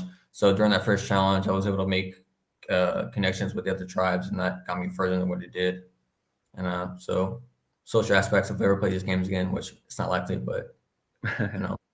Never know. Don't ever count yourself out. Steven, how about for you? I know you're missing The Rock very, very much. I hope you got to see it this past summer. But besides the love affair with The Rock, what did you take away from the experience? Yes, I did get to see my Rock. It was great. I have a picture of me and The Rock for when I was out there. I think it was kind of a good, kind of like what Dre said. It was the first time I was playing an LRG.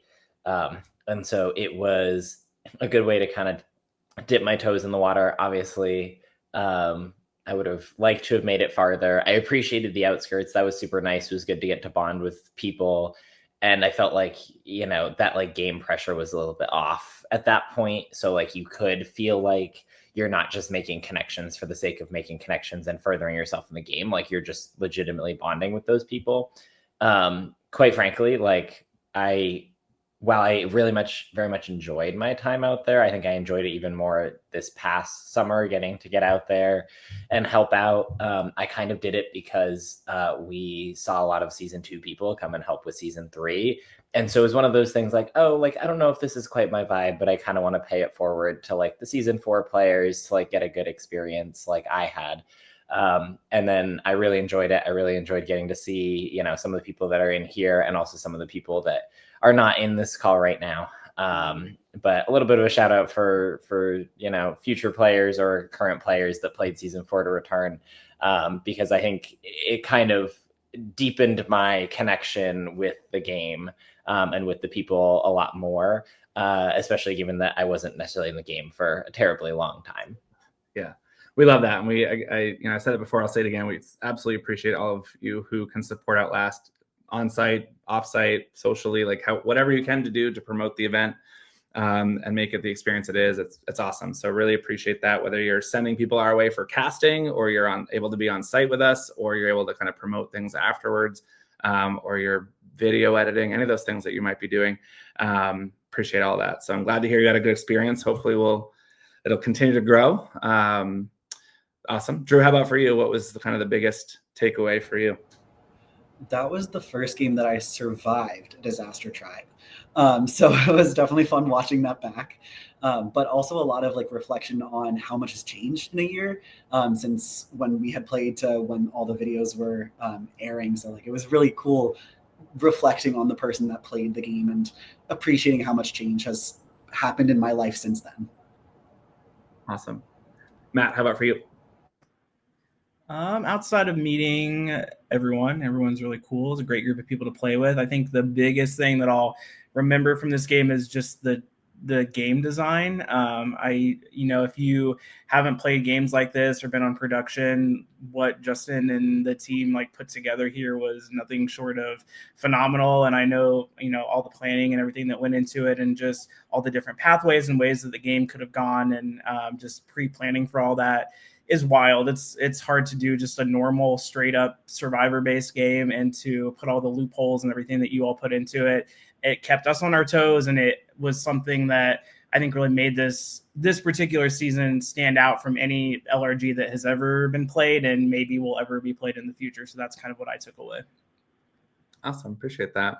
Liz, Shay, how about for you? What was your big takeaway or big thing you remember as you walk away? You're on mute, though. I think I'm going to unmute you. Oh, there you go. Okay. Cool. Well, first, hi, everybody. Biggest takeaway for sure was the friendships. It wasn't a lot, but the quality and the people that I met truly changed my life. I met some of my closest friends out there, being Dre. And I learned a lot about myself. I came in, it was my first game. I was scared and I got pushed to crazy limits. I was out there crying and bawling. So I realized that I was like stronger than I thought I was. And I'm able to push myself to do stuff. That's awesome. And I love seeing you continue to play now. You're playing out there. See you all, I think everybody, maybe not Austin because he's somewhere in the world, but most of you are out there playing more games, which is awesome. And that's great. I'm glad that we got you first, obviously, but it's good to see you out there playing more. Josh, how about for you? Yeah, so the game design was fantastic to play. It was my first deprivation game, and it was like my second multi-day game. So the level of production and the level of game, it's like top tier, and it was really, really lovely to play. I was able to like get a real survivor experience, which is what I wanted. But more importantly, I think that Outlast stands above the rest when it comes to community and like the bond that we can create even more after the game. Like a lot of these people I've run into in other circles, and I just have a familial feeling with many of them, and have grown closer to a lot of them, and it's nice. It feels like Outlast is here to stay, and I hope it continues to grow. Awesome. And finally, Rachel, how about for you? Biggest takeaway? Definitely a lot of takeaways, but I think my biggest one is that it really opened up the Survivor LRG world to me. It was my very first Survivor game, third game ever. But specifically with Survivor, I feel like I've gotten to follow along other people's journeys in other games too. Like I was hosted by Matt earlier this summer, hosted by Dre. I got to play with Lachey again, got to watch Josh through and through. So I think opening up the world of Survivor for me has definitely been something that I can thank Outlast for. Awesome. Appreciate it. Well, I have a hot question for each one of you. So this is like the biggest question I get around your game. We're going to just snake backwards now. So Rachel, I'm going to come to you first. Biggest question I get around Rachel is, what happened at the merge? Do you regret maybe the fall apart and potentially putting yourself out there to be the vote when maybe it wouldn't have been you? Oh, that's such a great question that over the past year, I've been trying to figure out and come more to terms with. Do I regret it in that moment? No. I know myself. I know a lot of what I was dealing with, and after the game, I've been able to talk to a few people about specifically more details about that and kind of how I felt in that moment. Doing a game like Outlast, which I've heard from a few other people, seems to be one of the hardest Survivor games out there.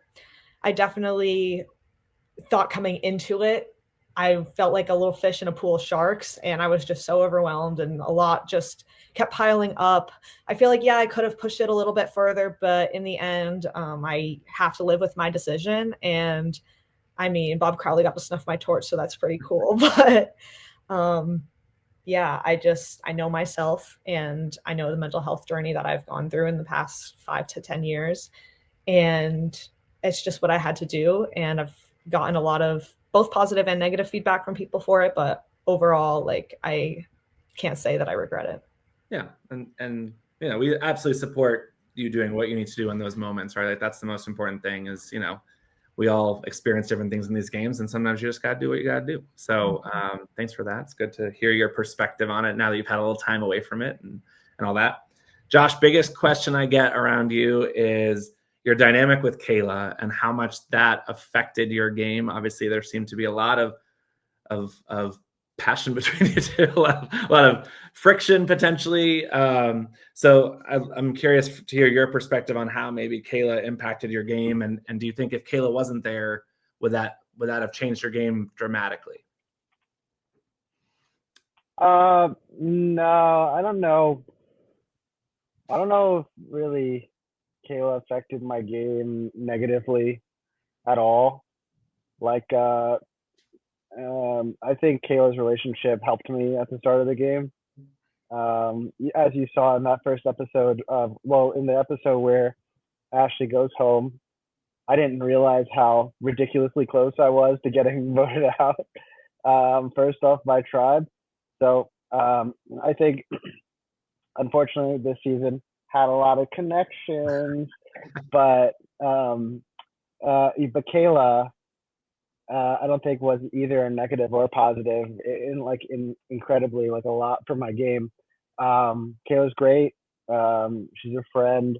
I just I don't know. I feel like there was other things that affected my game more than my relationship with Kayla.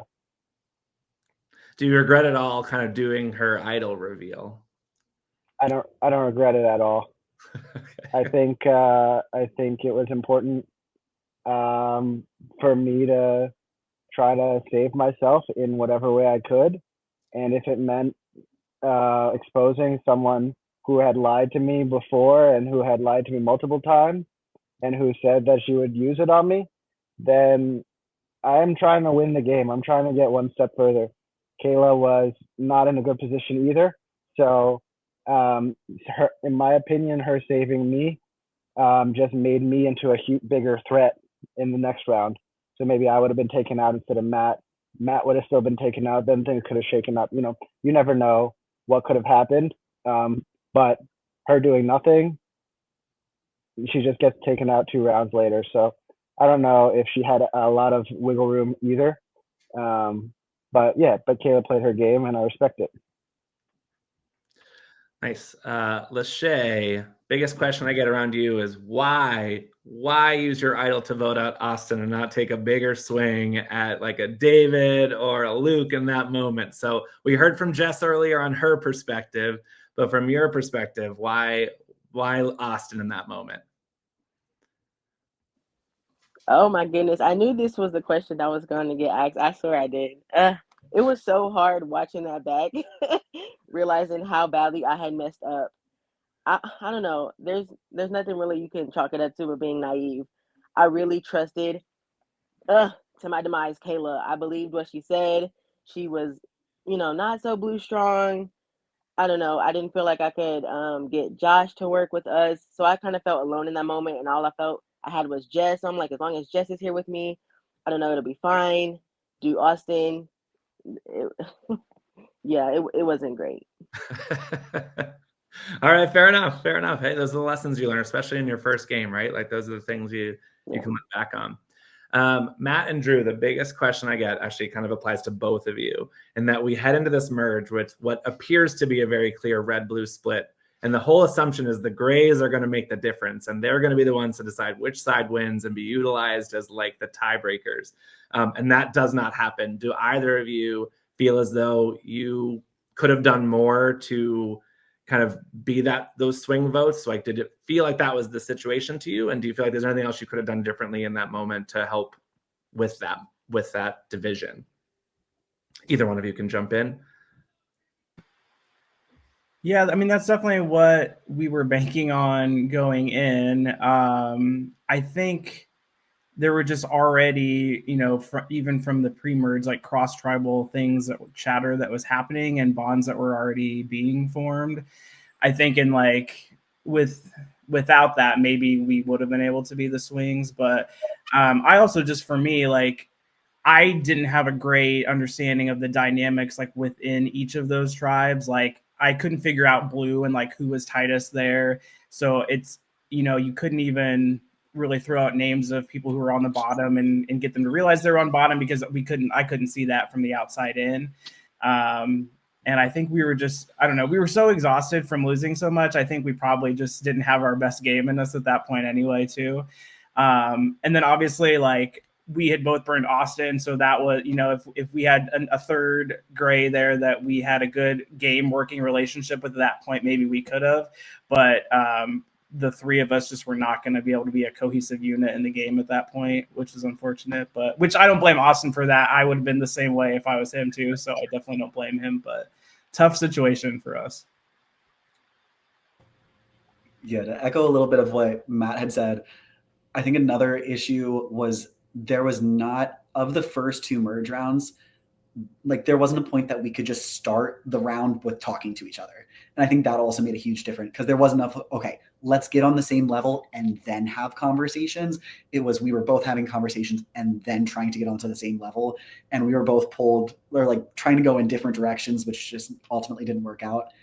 And while I don't think it would have changed all too much with the way that the merge played out, I think having the first round of like all of the social dynamics kind of get not like cut off short, but no decision had to be made while there was still like more than just one person immune. So like maybe things could have been different because had there been a vote the first round, maybe Matt had gone while I was still immune, but then that also then changes the dynamics of I'm just like, okay, I'm a free agent, I'll go somewhere. But that just kind of got snuffed, but for good reasons. And I fully understand why that happened. Yeah. And while I've got you, Drew, I'm curious, there's been a lot of speculation or questions of had New Turloose lost after the swap, but before the merge, who's the vote? Who do you think gets voted out in that moment? Oh, I really have no idea. I think definitely we would have worked with Nina. But I like Rachel was trying to work with us. Eric was trying to like also like make inroads with at the very least me, but I didn't know if Rachel or Eric were being genuine or it was just like a let me just set up this and like make you feel comfortable before we have to do any strategic. So I really don't think I had any mind. I mean, it was like as long as it wasn't Matter I was fine. I was pretty sold that Rachel, in the moment that Rachel was genuinely wanted to work with us, because the four of us had a conversation and there was just not much communication between her and Lauren and Julian. Like they felt like very separate entities. Eric, I wasn't sure about. I really could not get a good read on him. I didn't know if he was just nodding and saying he would go along with that. So I was sure about Rachel. I thought Nina could go either way, and I thought Eric could go either way. So I wasn't sure either. Gotcha. All right, Steven, biggest question I get about you is why didn't you just pick up the damn idol? It's right there. It was right at your feet. Why don't you pick up the damn idol? So walk me through that experience and maybe why there was some hesitation there. Yeah, I know both Lachey and I, like when we had our brief time together on the outskirts, and then after, because we both stuck around the whole weekend, we were like, we both were so excited. Even though I didn't get the idol, we were both so excited to just get to watch that moment back when the episodes came out. I think for me, it was hard because I got pulled into an alliance that I didn't necessarily want to be in.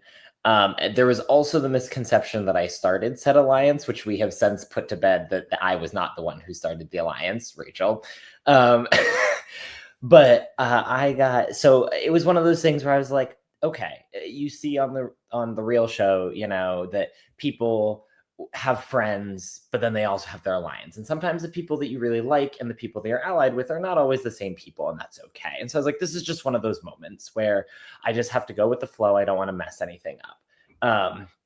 In reality, looking back, really what I think my mistake was not doing what Lauren did and saying, here are the people that I really want to play with. I need to go set things up with them. Granted, none of our tribe would talk game ever to anyone until we lost, which was also a thing that I think contributed to my early vote. But ultimately in that moment, it was one of those like, okay, Lauren and Rachel are people that I'm riding with. I didn't want the perception outside of the alliance that wasn't an alliance that I had an idol, that I had any sort of like power, things like that. I truly did. Like I wanted to work Red Strong for as long as we possibly could. And I was worried about, you know, me picking it up and people seeing that and then potentially putting that target on my back. And so I just wanted it to be people within the alliance that knew. I wanted my alliance to know because I wanted it to be something that could build trust. And so that was why I was kind of one of those like, hey, like, let's split and like, let me shift closer here. Because I wasn't And while I didn't trust Lauren, and while if I had been the sole vote at the first tribal, I would have voted for Lauren.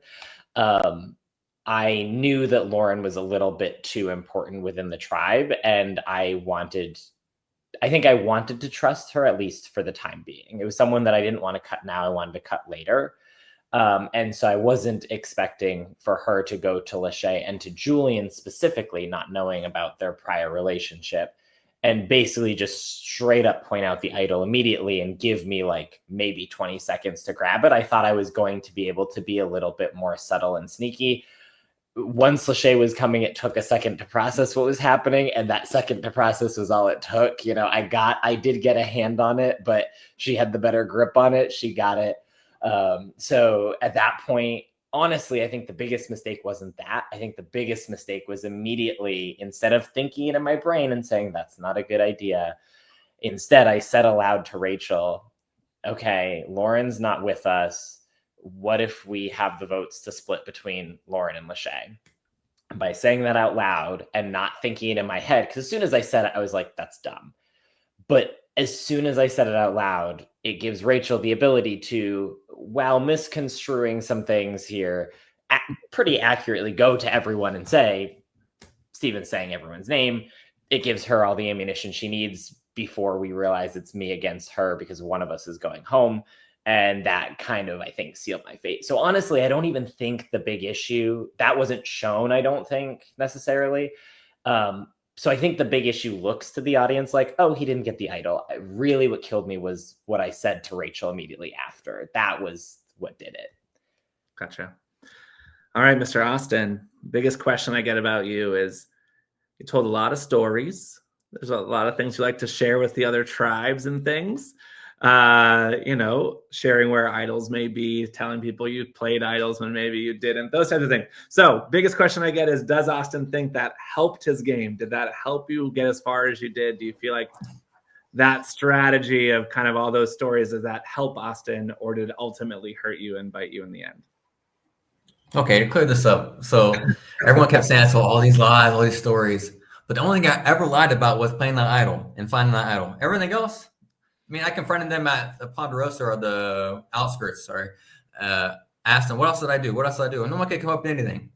I lied about getting Margot out. I lied about playing the idol, but nothing else was a lie. Everything else is true. But yes, lying to the red tribe and everyone's shaking their head. Why did you put me with all the ops, Justin? I should have been the other chat. Anyway, so telling them I played a fake idol and doing the crocodile tears in the challenge. Like in some of the episodes, you can see me in the back, like with David and like with Kayla and like in some of the red tribes, one of the other challenges, like I'm like looking depressed, I'm looking down, crocodile tears saying, I had to save myself the idol this last time, guys, please. Like I was actually asking them to throw the challenge sometimes, like helping my team out in a way, but they didn't see any of that. But anyway, so yeah, I think it did help me because it helped me build those bonds up until people realized everyone got together during the merge, the pre-merge, and all this trap swap, when people started connecting the notes and everything like that, they're like, oh, this guy is lying. So, so it didn't matter. I mean, the people I made alliance with during the challenges with the other tribes, they ended up trusting me anyway and got me to 7. I could probably went further, but, at that point, my mission was just to be a petty little bitch. So that was me, and I did what I needed to do, and that was good after that. I love that. And Dre, the biggest question that I get for you is why give your idol to Lachey and not play it to save yourself in that moment? Yeah, I knew like that was going to be the question because the amount of DMs I've gotten every time someone new watches the episode is insane. But first of all, I don't watch Survivor. So in my opinion, in that moment, I felt that was the only way to guarantee one of us going far, because I'm pretty sure Lachey, she mentioned it in the episodes, and like I'm going to stand on it. We felt defeated. Like the Blue Tribe, as I know earlier, people were saying like, oh, they wanted to play a fluid game and there were like cracks and stuff.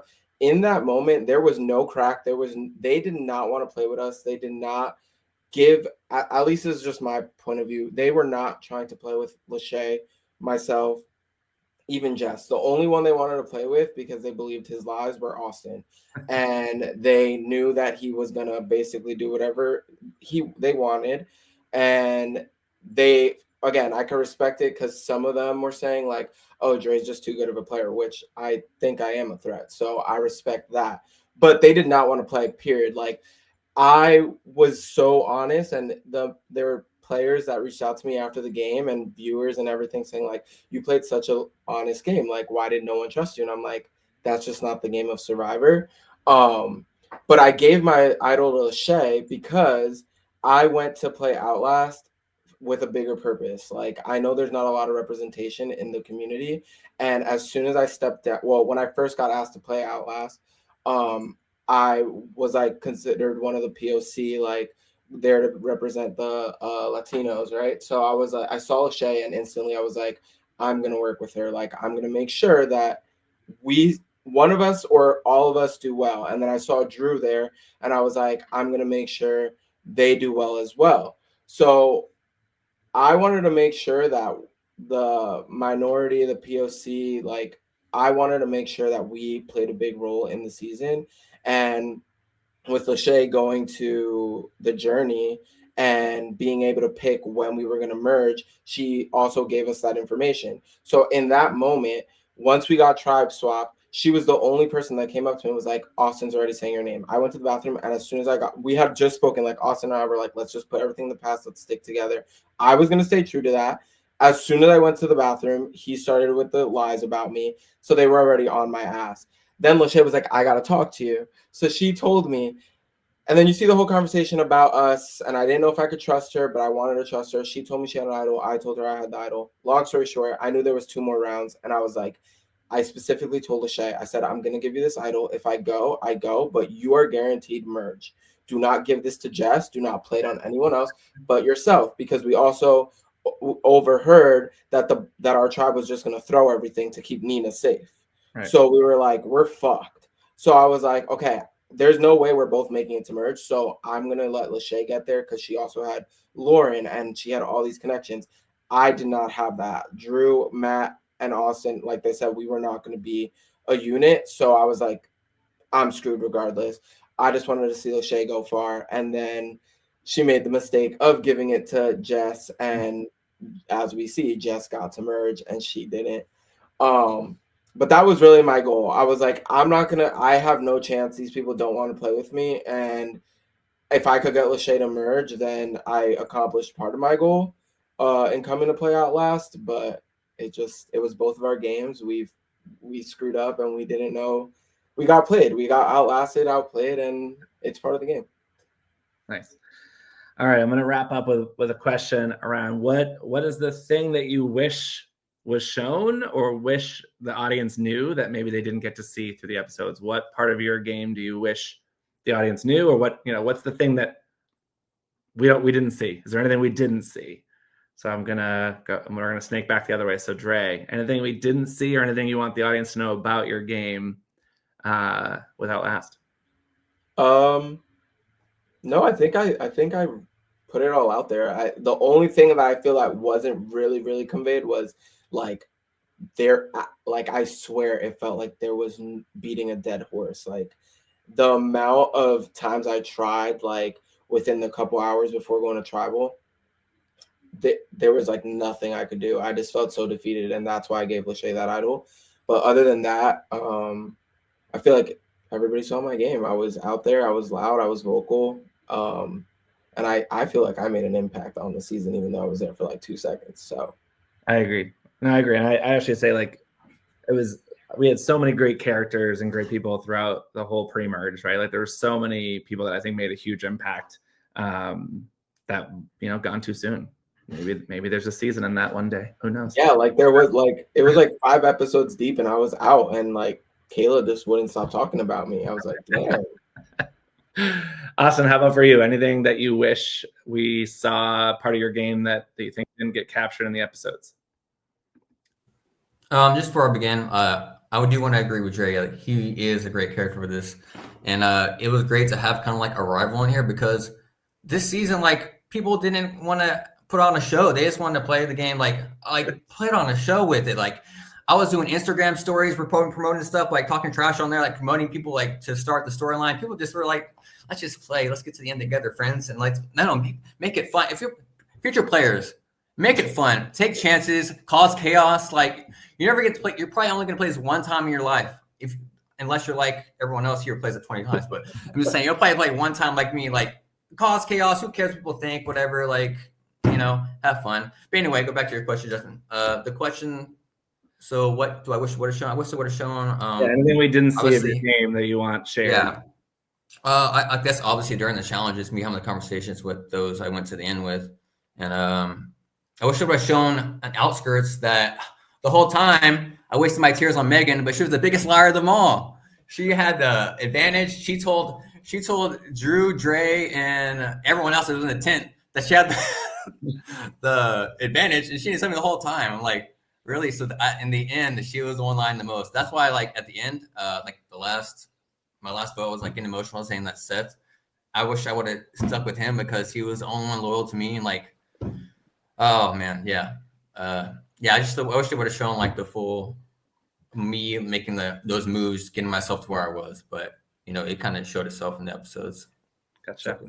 But Steven, how about for you? Anything that we missed from your game that you want to be sure the people know?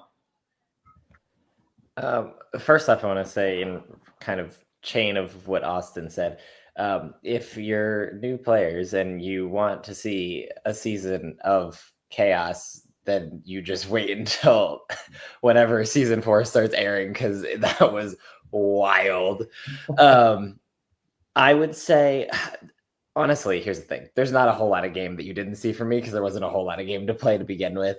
But one of the things I talked to a lot of people about once I left it, having never done any sort of game before, I think that the picture that I have that is kind of synonymous with my experience is just this snapshot of a moment where I'm walking out in the woods in the middle of the night with a flashlight that would not stay on and a machete in my other hand, going out to go chop down some trees to break them in the snapping tree because we were having a fire crisis and our fire was about to go out. And I think that like that moment is the moment to me, more than any gameplay, more than any strategy, more than even the challenges. Like that was the moment to me that felt like I was like playing the game, and not like the strategy, not the get to the end, but just like that moment was a moment of like checking in and being like, when else am I going to do this? When else am I walking through the middle of the night with a machete in the woods? So like, I don't know that that's like a game piece, but I think it is such an important piece. There's so much time that doesn't get seen where you are shivering on the ground because the ground saps your heat way more than you think it will. And like it's so cold and the fire is going and you've gotten 20 minutes of not even sleep, 20 minutes of your eyes closed. And then you've got to get up and you've got to go. I think that a lot of that has such a big impact on the game and it rarely is seen. But I think it also is a very cool experience that goes along with like a deprivation game like this. Awesome. Yeah, we do our very best. Obviously, the nature helps us a little bit, but we do our very best to create as much of a survival-based experience as we can, right? I know I was chatting with Eric about, he was so surprised there wasn't more food. And I was like, buddy, we only have 4 days to starve you. Like, we can't give you any food, we do our very best to, make it as much of an immersive experience as possible and give you as close to a survivor-based experience as we can, with you obviously being safe and all of that as well. So, Drew, how about for you? Anything from your game we didn't see? Well, first, I'm going to echo what Steven said. Yeah, season 4 absolutely brought it. So if you're looking for like big chaos, messiness, everyone everywhere, make sure you keep your eyes peeled for when season 4 starts coming out, because, oh my gosh, it was fun to watch. So like, yay to season 4 cast. But then as far as season 3 goes, the one and only time Natiko won anything, we got back to camp and had like a really lovely like personal conversation where I shared my story of like, how I figured out that I'm trans, and it wasn't shown because it would have like connected to nothing else that was like recorded. But it was really fun, like being there and sharing the story with my tribe mates that are here. as like to also echo Dre of like, I knew that I was like coming to represent my community and wanting to be a good representation of people who either feel like me, look like me, or just don't quite fit into the mold of like what society like pertains itself to. And so it was just a fun human moment of like, hey, here's my story. And it's fun to let people in on that. So yeah. And we appreciate you sharing that and being so willing. And I know I've kind of said this, but I'll say it again, just so willing to have a good dialogue with us about what that experience is like for you to be in these games and how can we make it feel safe and comfortable, but also not put a target on you by giving you any sort of extra edges or like anything, right? Like we want to make sure that you are a player in the game, and that's first and foremost, but we also want to make sure you feel safe and comfortable and that you can be you. So I appreciate your willingness to have those conversations with us, and we hope to continue to build on this community and have as much representation as possible. So thank you for being the first to do it at Outlast. It's been awesome. Yeah, glad to be the first. Oh, I'm a little choked up. All right, I'm going to stop that right now. Matt, anything that we didn't see from your game? I think the thing that sticks out to me that from the pre-merge that I wish maybe could have been shown, and it just didn't pan out, which is why it wasn't really in the episodes, but I felt like I had a pretty good working relationship with Margot, and we built a lot of trust there. And the round that she went home, I actually did not want to vote her out. I think I was pushing for Megan at that point already because I knew Megan was an amazing LRG player and had won games and was this huge threat. So that's kind of where I was trying to push things. But I think at that point, we'd already lost a time or two, and I think folks were worried about like physical challenges and things like that. So we went more of like a tribe strength route. So I didn't really push back on it too much because I felt like I had other good relationships and other different pathways that I could kind of go in the pre-merge with that group. But yeah, we had some good strategy talks, and also just would have loved to see more Margot anyway, because she had amazing confessionals and was a fun person to be around. So I love Margot. I was so glad she was a part of our season, and I feel like she had so many confessionals. I was looking at the chart that Julian put together. She had so many for only being there for a few episodes because she just had such good content. She was great. Machetes for days. I'm going to use that in my everyday life. Lachey, how about for you? Anything that oh, nope, she's gone. Okay, Josh, we'll go to you, see if we can get Lachey back. Josh, anything from your game that you wish we saw that we could see? I wish you showed the showmance between me and Nina. We had a budding showmance that was one-sided because she hated me in every single one of her confessionals. But I loved her very much. Also showing a little bit more of the bromance between me and Luke. I loved that guy. I was totally loyal to him the whole game until I found out that he wasn't loyal back, and I sussed my allies out. So, but yeah, I think you guys covered a lot of my story. I think my story comes down to little things, just small things. If Austin makes a different decision, boom, I get out of that double tribal, but yeah, it is amazing how so many of the choose your own adventure choices would change this game completely, right? Like if Lachey had picked that the merge started one round earlier, Lachey's in the merge, right? If Austin picks a different double tribal outcome, like your idol may have saved you all the way through it, right? Like all these little things. And that's what I loved about the theme itself, is it did really have impact. And sometimes if Ashley picked the outskirts and then immediately went to it, right? So like there's just all these little things that were kind of like really cool that kind of played out. And from a production standpoint, a lot of it worked out the way that we had hoped. The only thing that didn't were those damn choose your own adventure books, but we won't talk about that part. Wait, no, I do want to ask Rachel, Steven, Lachey, how did none of you find the red book? What happened?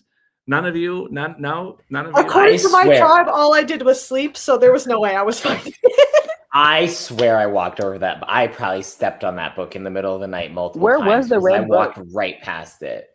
Did Eric show you where it was? Do you know where it was? Yeah, he showed us this summer. I don't remember. It was I don't know. There's no way to describe Okay. it. I could show you a picture, but It was in the woods. It should have been found. There is zero excuse from any of us to have not found it because it was not a super hard place to find it. Yeah, I personally had all three books myself. and I felt like they were about the equal difficulty. And Kayla and Megan found theirs so quickly. And then at one point I was like, did someone get the red book and not tell us? Like, it can't still be there. Like, it makes no sense. And of course, like, the whole merge group was at that camp. I was like, someone's got to find it at some point. So it was wild, the red book. And evidently one lesson we learned on the production side is to not make those menus so complicated, because it never got used, because I think it was just too complicated. I will say, we were ready to like hand off Ashley's menu. Like, there was a whole plan made between like me, Ashley, and Dre on the outskirts of getting that menu back in the game. We knew that menu inside and out with the amount of time we had to look at it. There was some great footage of the three of you strategizing about how you're going to do everything to get the other group out and to get one of you three in. And I was like, I wish I could use this, but none of them get in, so it's not really relevant to the episode. So yeah. Rachel, how about for you? Anything from your story that you wish we'd seen? I would say mostly just like more camp life over on Turloose, because we were just a very dysfunctional group. I wanted to see me snoring, because apparently that was a lot. I wish I got to see more of this alliance that was talked about and how people really felt about it, because I mean, I was under the impression that I would have been fine. But I mean, everything that was kind of shown was also shown. And I really wish, because I know, like Austin said, like, go and be TV. Had I not been at the point in my life that I was so ready to make TV. And if there's ever a season of returnees, call me, because I want to come back and cause chaos at my full potential. But I think that just more camp life of us and our fire crisis and our snapping tree and all that stuff. Yeah. Lachey, how about for you? Anything from your game that we didn't get to see that you wish we saw? There was just so much talk about, oh my gosh, Lachey's super close and connected to Lauren, but we never actually got to see it. Yeah. That very first night, I swear to God, I was wanting to like shoot the flare. I wanted to quit and go home. Mind you, I had never flown on a plane before, let alone been to Boston. I didn't know a single soul there. So we had like a really deep, intimate conversation. I don't remember what night, but 3:00 in the morning, bonded with her so well. And I knew we were locked in before that, but then I just kind of cemented the fact of what I felt with her. So I kind of just wished that was shown. I mean, since it was used so heavily against me, might as well show what the connection was. So that. Yeah. Awesome. Well, I really appreciate y'all being here and chatting a little bit about your games. Is there anything else anybody wants to say? It's your last chance to talk about this season, to say whatever you guys say, get it off your chest. Now's the time. Be nice to each other, but now's the time if you need to say anything. Check out season 4. It's a great season. The cast brings it. The game brings it. It's going to be awesome to watch. I already cracked it open, so we're about 25 minutes into editing, and it's already looking good. So keep on the lookout for that. Awesome. Yes, and obviously shout out to our casting team, one of which is on this call, Josh. I don't know if we're allowed to say that, but we'll say it out loud. Right, so the casting team did an amazing job for season 4. Super excited for the cast we had, and I'm excited. I wasn't there, so I'm excited to see what happens. I'll be watching the episodes right along with all of you. But yes, huge shout out to the entire production team, and also our the rest of our season 3 cast who cannot be here today. We did try very hard to get some roundtables together in the beginning. It just wasn't coming together. So I'm glad we could at least chat with you all and give some love and shout out to the rest of this cast.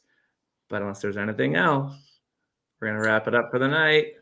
Apply for season 5. Oh. Season 5 coming out in January, probably.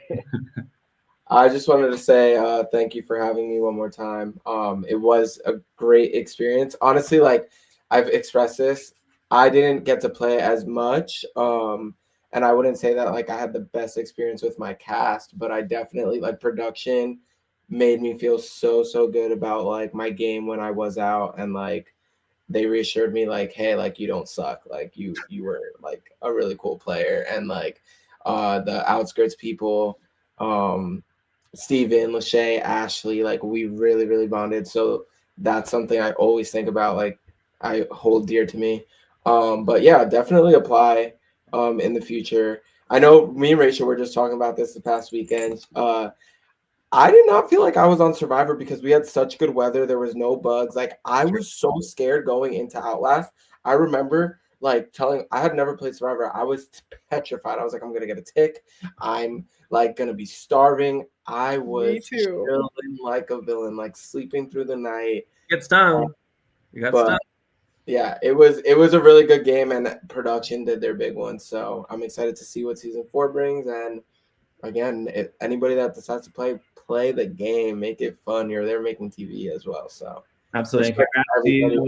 Congrats to you, Dre, on your first Survivor game launching out of DMP as well. It looks very cool.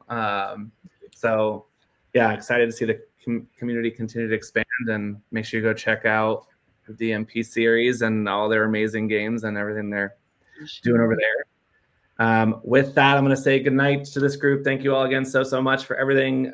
Huge shout out to all of season 3 and the Choose Your Own Adventure family, and see y'all later. Bye.